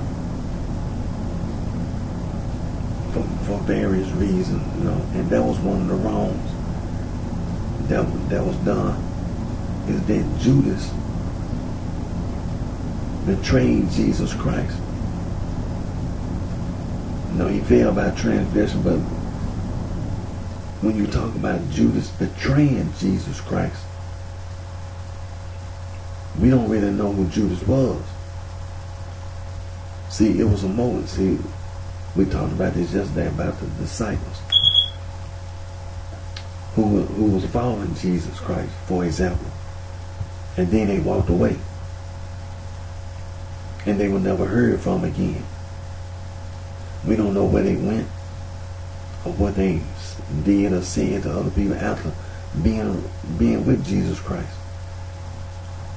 And see, some of them people, it's a possibility they may have knew Judas and some of the other apostles. And then he went and betrayed Jesus Christ. You see, betraying Jesus Christ is something that he wanted to do. It's something he wanted to do. Get revenge. You know, he had an agenda. When Jesus Christ chose him to be his disciple, that was something that he wanted to do. He wanted to betray Jesus. And when he got the opportunity, he took that opportunity and went and killed himself. But see, the reason why he did it, because where he came from and who his people were, just like Saul talking about, he was from Tarsus and came up with Tarsus. And when you find out what Tarsus is, he tell you that about his heritage. And so Saul, he martyred, he consented to the martyr of Stephen. And there were people laying coats at his feet. See, this is the thing about the people doing wrong. And then what you consider being wrong, they consider being right. Martyring Stephen, then you see what Saul did. He consented to the martyr of Stephen, and then continued to persecute the disciples.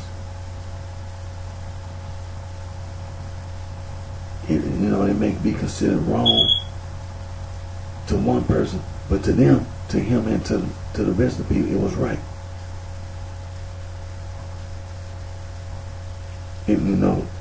To you it may be considered being wrong, but to Saul and to them people that were laying coats in the feet, that was right.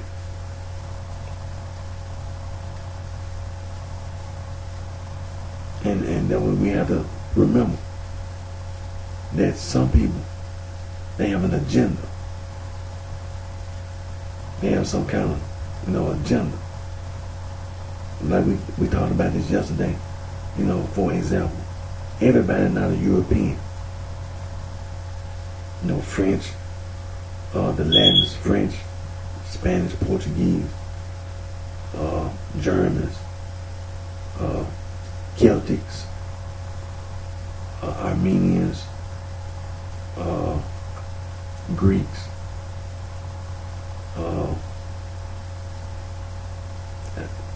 Italians, that's Latin,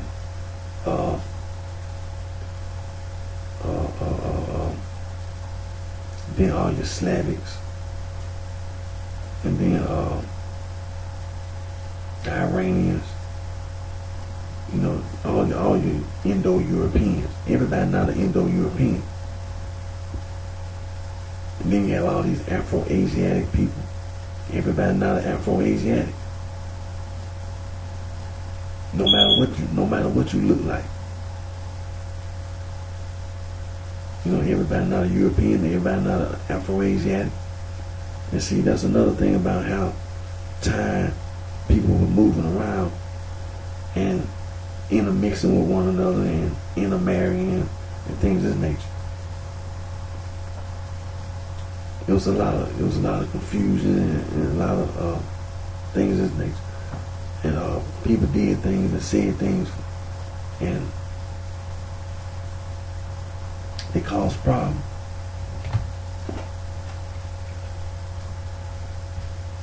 And that's the thing that we have to keep in mind. Some people have an agenda, and that agenda, it can be all kind of nonsense. But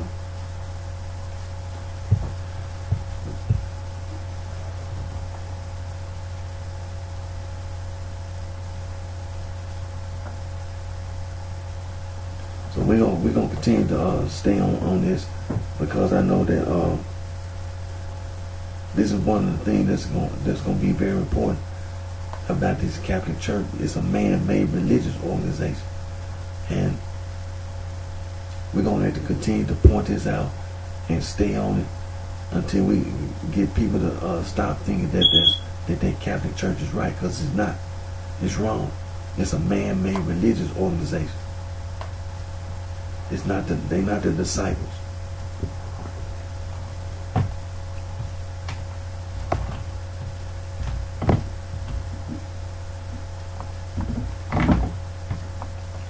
And so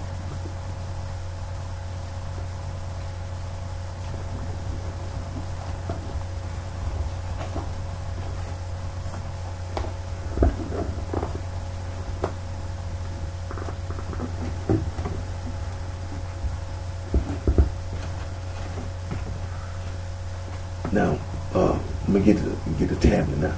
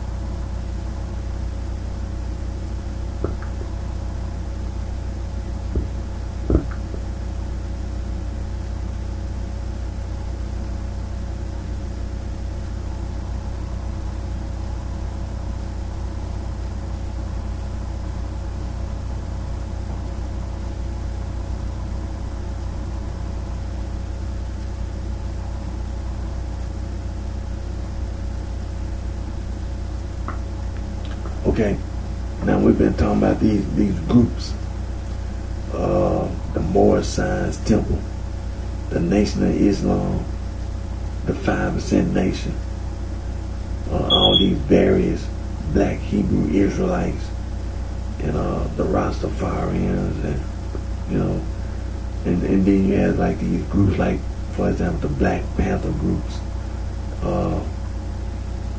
and like some of these civil rights organizations, the NAACP Urban League, the Congress of Racial Equality, the Student Nonviolent Coordinating Committee, the Southern Christian Leadership Council, the Universal Negro Improvement Association,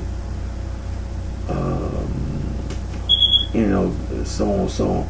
See, people were going on, just like we just got through talking about the Catholic Church, the Protestant Reformation, the American Restoration Movement. See, there's a lot of African Americans in this country during the period of time after the Civil War who were uneducated, illiterate, miseducated, and being misled, misinformed, by other people, and so that's where all this came from. That's why a lot of this stuff we talking about, these groups, that's where it came from. Being misled, misinformed, and starting these different groups, and get all the information you can. Because as you can see, we've been talking about this W.D. Fard Muhammad. This W.D. Fard Muhammad.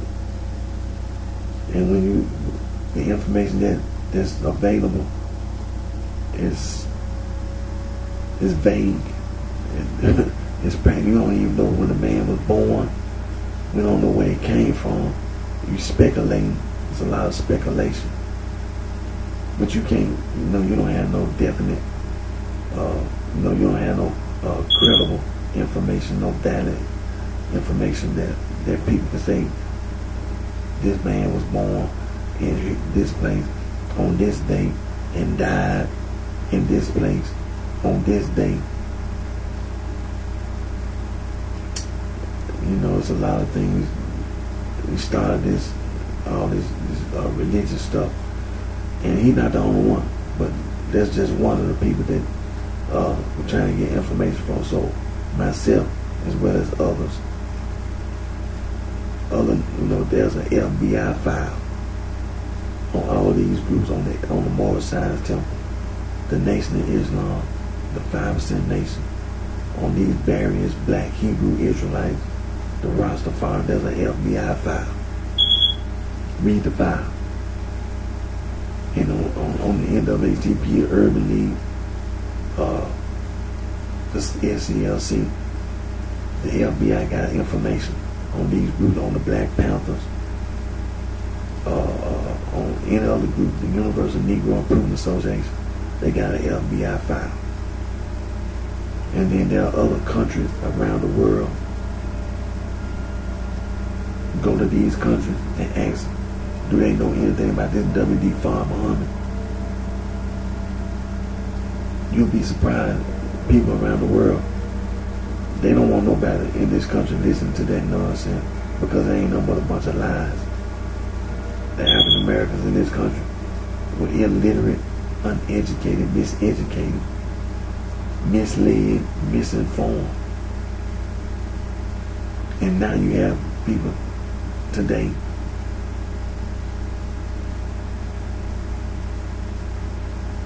Foreign Service, the Red Cross, Red Crescent Society, sororities and fraternities, the U.S. military, business, the Peace Corps,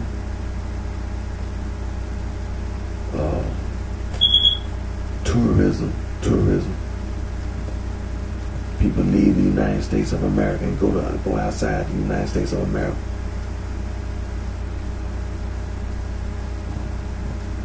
So it's important you get all the information you can. Don't listen to the nonsense that people been telling you. Try to get to the truth.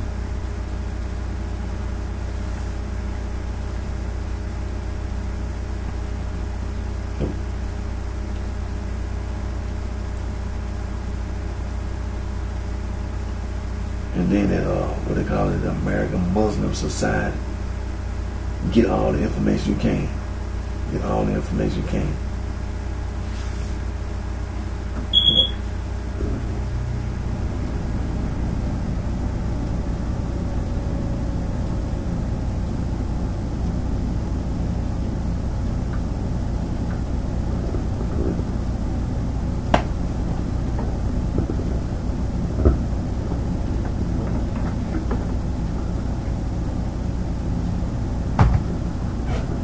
There's all these different groups, they be selling newspapers out on the street and can't even tell you nothing about this W.D. Farr Muhammad, and trying to ask you for money and trying to, all these groups, soliciting you for money and trying to get you to support them and listen to them and join and all this.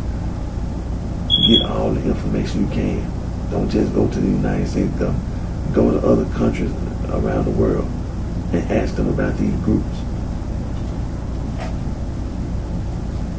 Now,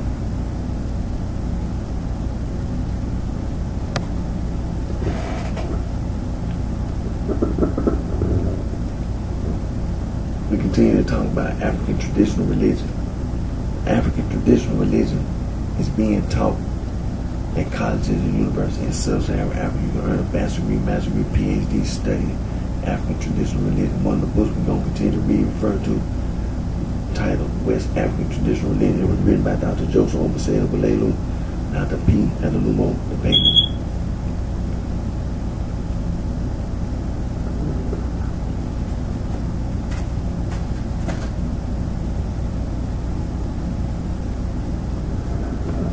Another book we're going to tend to read referred to the title African Traditional Religion, a definition written by Dr. E. Beloja Adowu.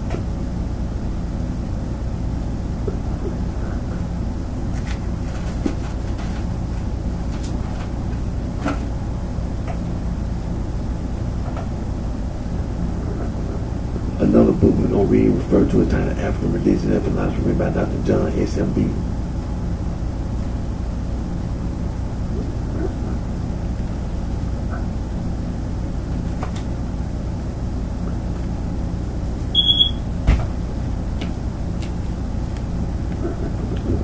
Another book we're going to read referred to the title Concepts of God in Africa, written by Dr. John S.M.B.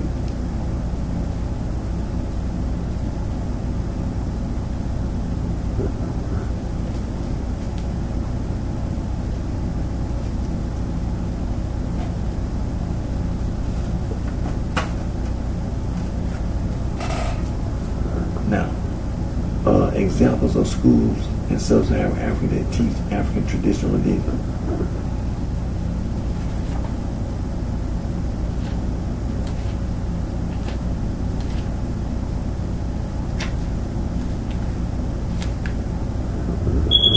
Dr. Joseph Omasele Walelu, Ph.D., Abadan, Senior Lecturer, African Traditional Religion, Department of Religious Studies, University of Abadan, Nigeria. Dr. P. Adalumo Depemu, Ph.D., Abadan, Department of Religious Studies, University of Alarin, Nigeria.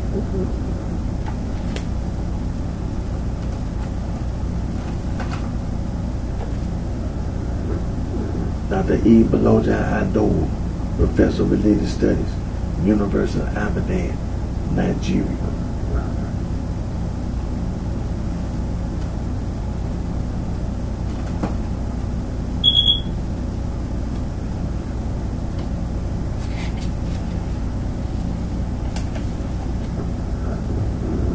Dr. John S. Mbidi.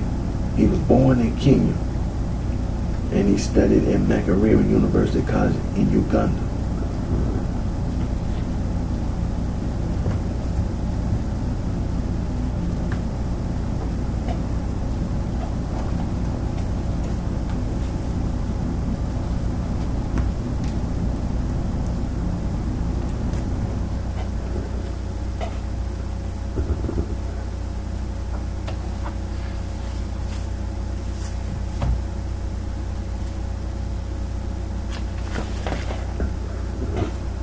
Now, this is the International Bill of Human Rights, with a name given to the United Nations General Assembly Resolution 217 and 2 international treaties established by the United Nations.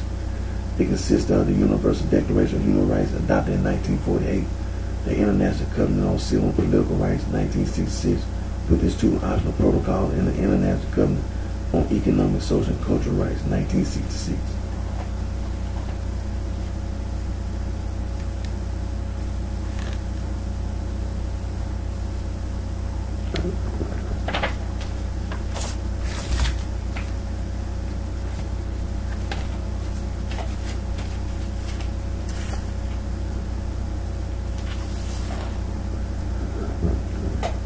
This is the Convention on the Elimination of All Forms of Discrimination Against Women.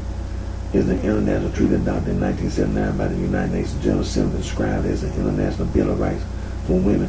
It was instituted on 3rd September 1981 and has been ratified by 189 states.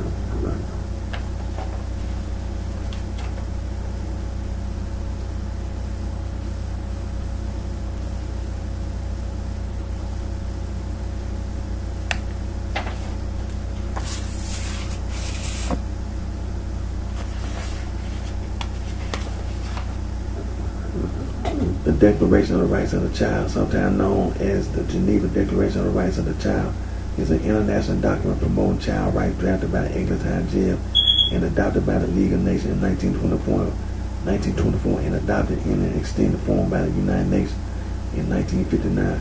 This day has been adopted as the Universal Children's Day.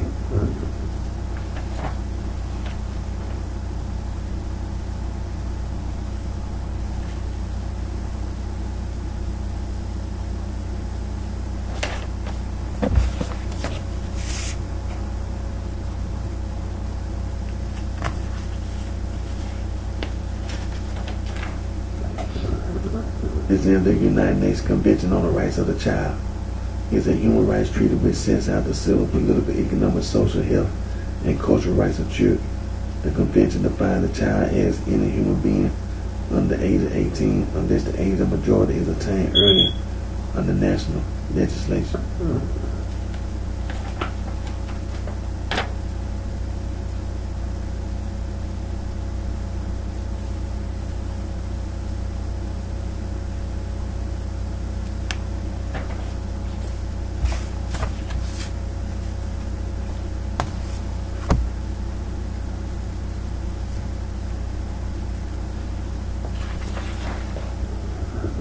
This is the world's oldest human rights organization, Anti-Slavery International.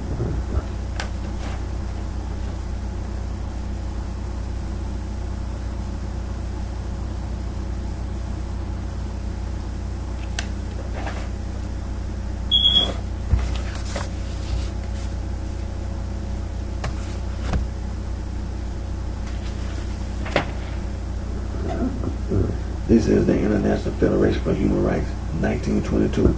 It's founded by some 20 national organizations on the initiative of French and German member organizations. It is the first international human rights organization. Its motto is Peace for Human Rights.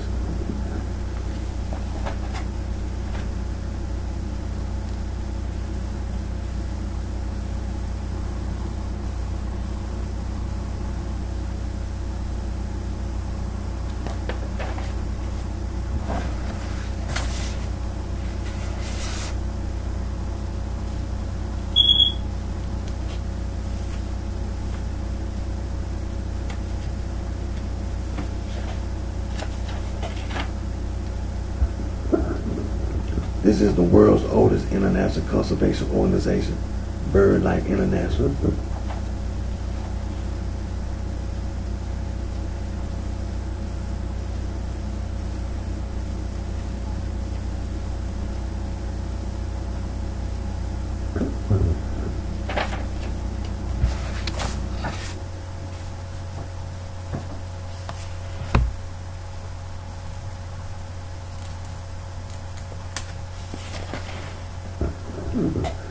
This is Fauna and Flora International, was the world's first international wildlife conservation organization.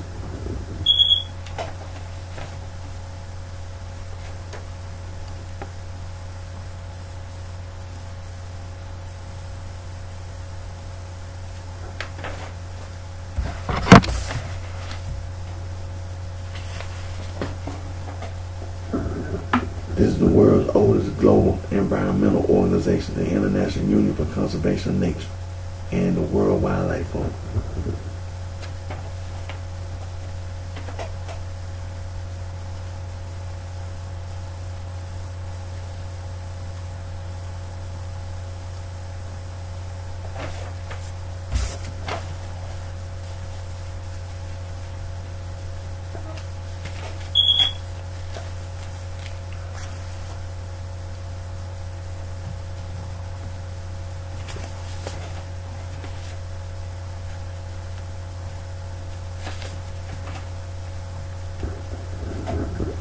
Now we know that governments all around the world, they enact laws that are intended to make each and every one of us safe from crime.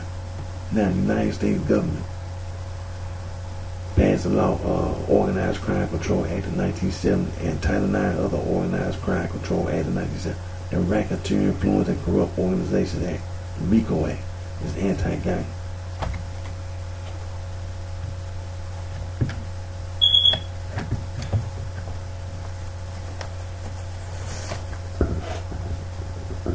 Now this is the Comprehensive Drug Abuse Prevention and Control Act of 1970, the Controlled Substance Act, the Psychotropic Substance Act, the Continuing Criminal Enterprise Statute, the Kingpin Statute, is all anti-gang.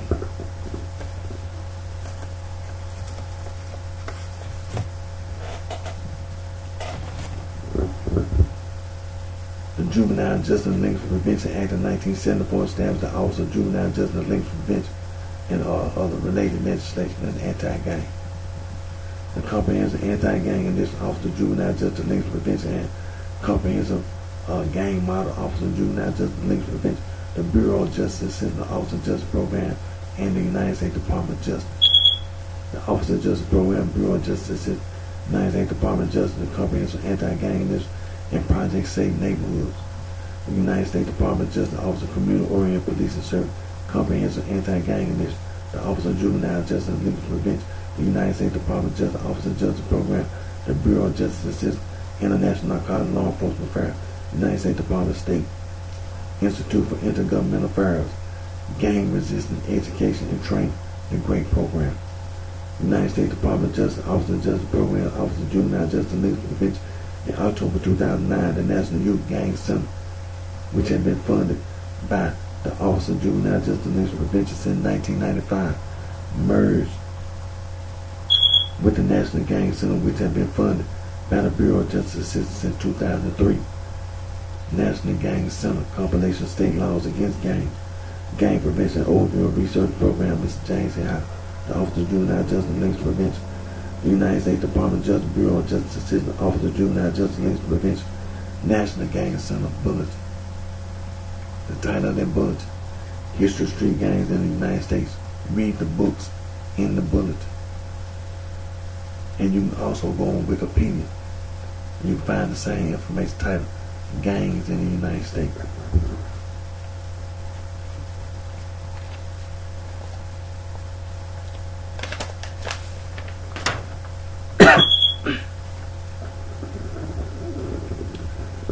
United States Department of Justice, Office of the United States Attorney Manual 1457, Criminal Street Gang Statute 18, United States Code 521.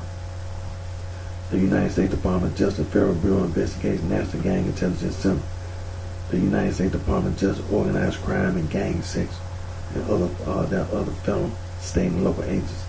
The United States Department of Justice, Office of Justice Program, National Institute of Justice, Anti-Gang Strategies, Prevention, Intervention, Assessment, and Suppression. The United States Department of Justice, Office of Justice Program, National Institute of Justice. The United States Department of Health and Human Services, Center for Disease Control and Prevention, National Center for Injury Prevention and Control, changing course, preventing gang membership, and also striving to reduce youth violence everywhere. The United States Department of Justice, United States Department of Education, United States Department of Health and Human Services, United States Department of Housing and Urban Development, United States Department of Labor, and the White House Office of National Drug Control Policy, National Forum on Youth Violence Prevention. You can go to youth.gov and be informed about the National Forum on Youth Violence Prevention, as well as the Comprehensive Anti-Gang Initiative and the Comprehensive Gang Model. The United States Department of Justice, Bureau of Justice Assistance, National Crime Prevention Council, keeping kids out of gang, and also anti-hazing. Go to lawyers.com. Be informed about anti-hazing.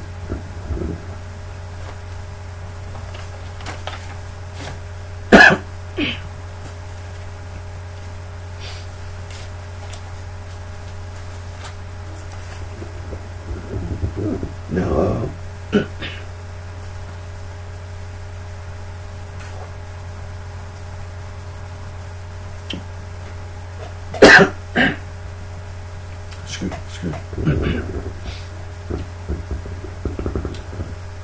now, we know that we've been continuing to talk about anti-gang. And like I said, I'm going to continue to speak out, continue to complain about the nonsense.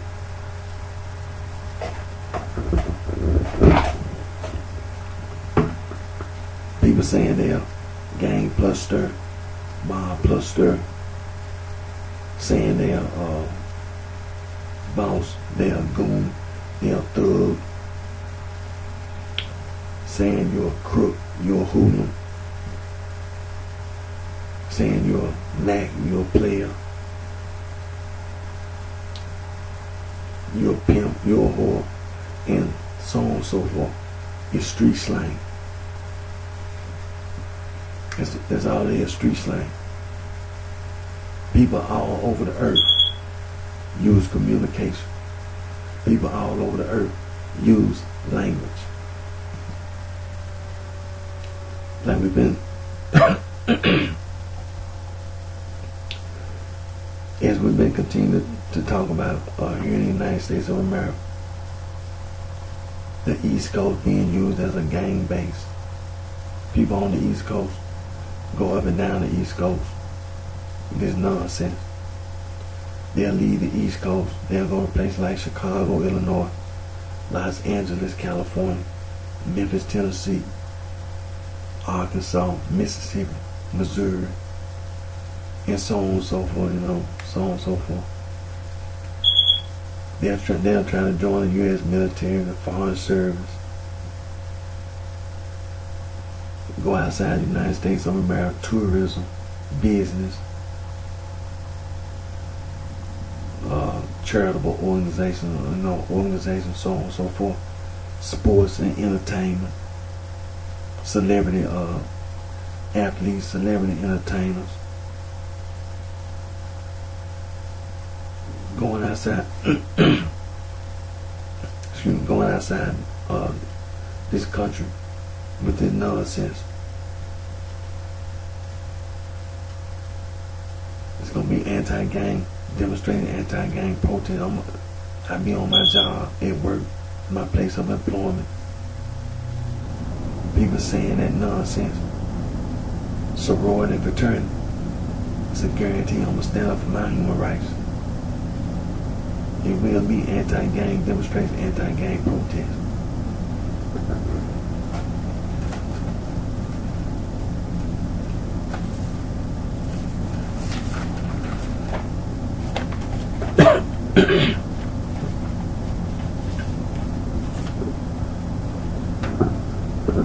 Remember these words: coercion, coerce, sexual coercion, psychological coercion, psychological manipulation, psychological abuse.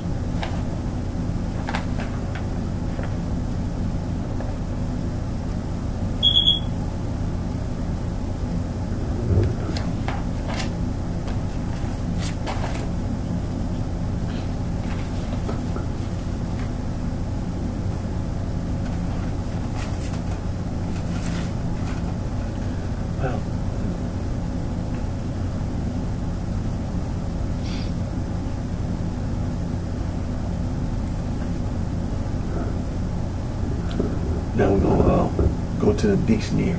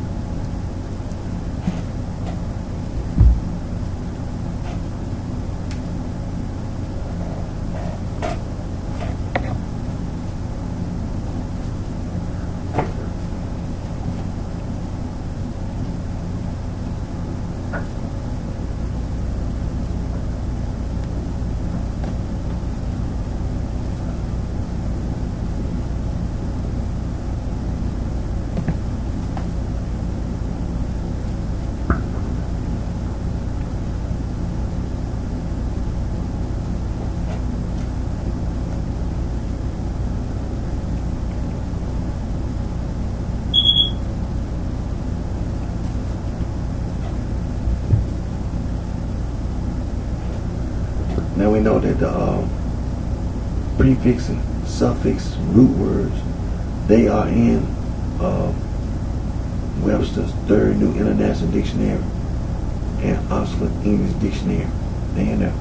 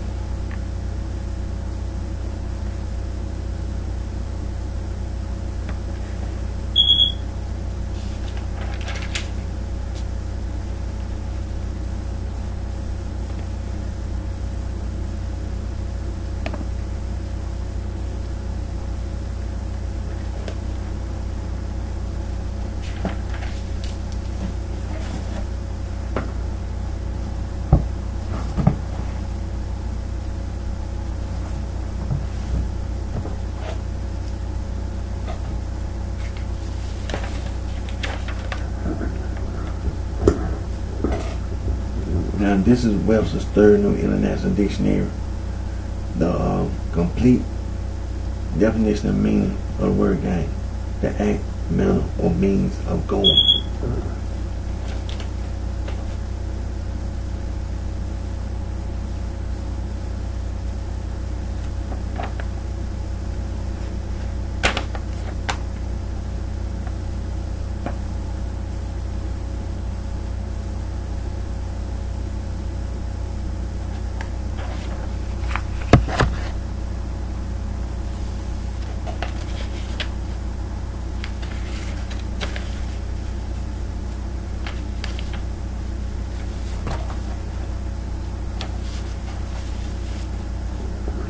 This is mobile.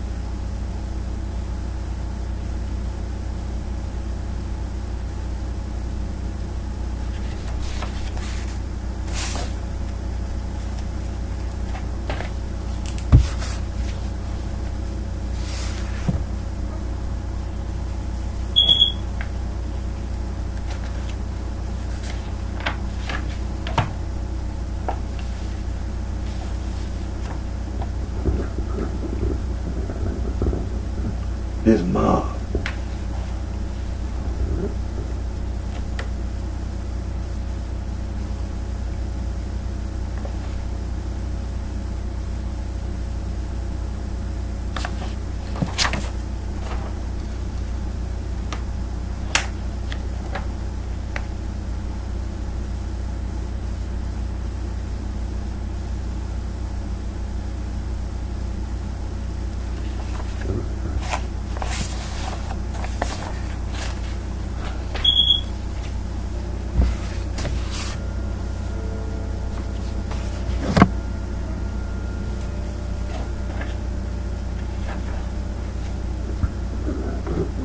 Now, there's stupid sorority, there's stupid fraternity.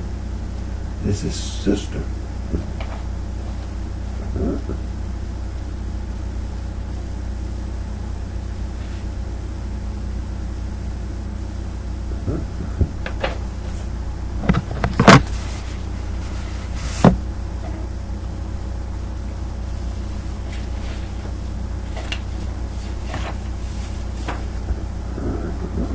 This is brother.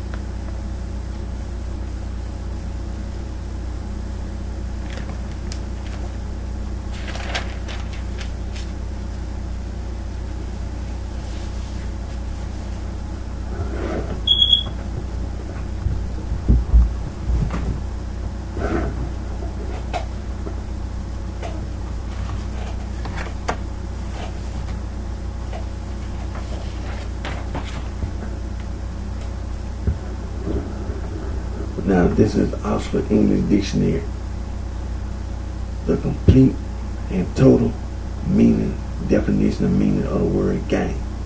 Action or mode of going, way, passage. A set of things or person.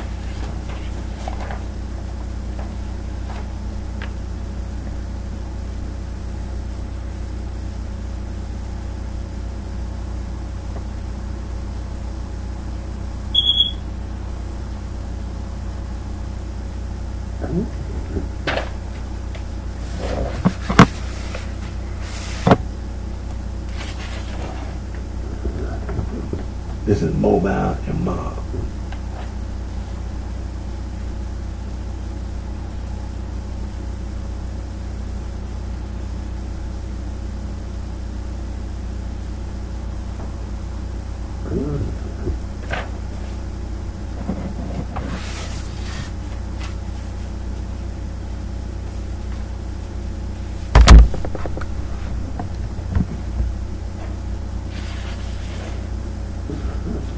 Now that stupid sorority, stupid fraternity.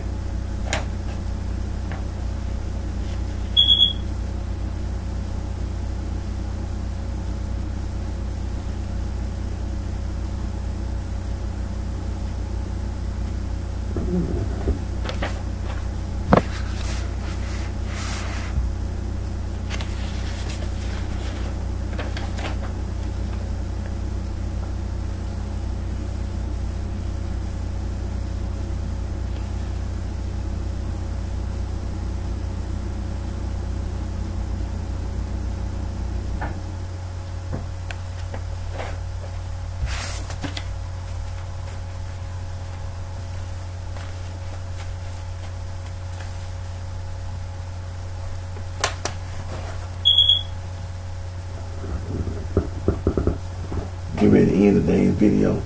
Again, my name is Eric D. Johnson. I was on BrightShine. I live right here in the city of Memphis, in the county sheriff in the state of Tennessee.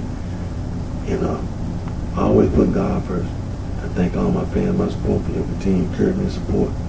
And we know that there are many organizations. We just went on. Human rights organizations, such as, like, for example, Amnesty International. We know the history, and the work that they do. Human Rights Watch. We know their history and the work that they do. The Wildlife Society. And all the other various environmental, wildlife, nature, conservation organizations do a background check, because for some people, some organizations, they have a very bad record. They scam artists and con artists. Do a background check, and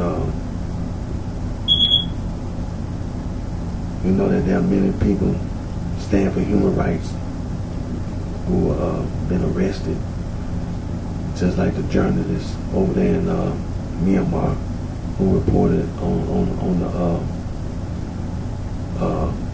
the refugee situation over in Myanmar, was arrested. And there are other human rights defenders around the world. Let's not forget them, and continue to try to work for their release. And we know that yesterday they had the World Cup, the FIFA World Cup, and France won the game. It was a good match. And so France won the game. And take care of yourself. I wish each and every one of you the very best.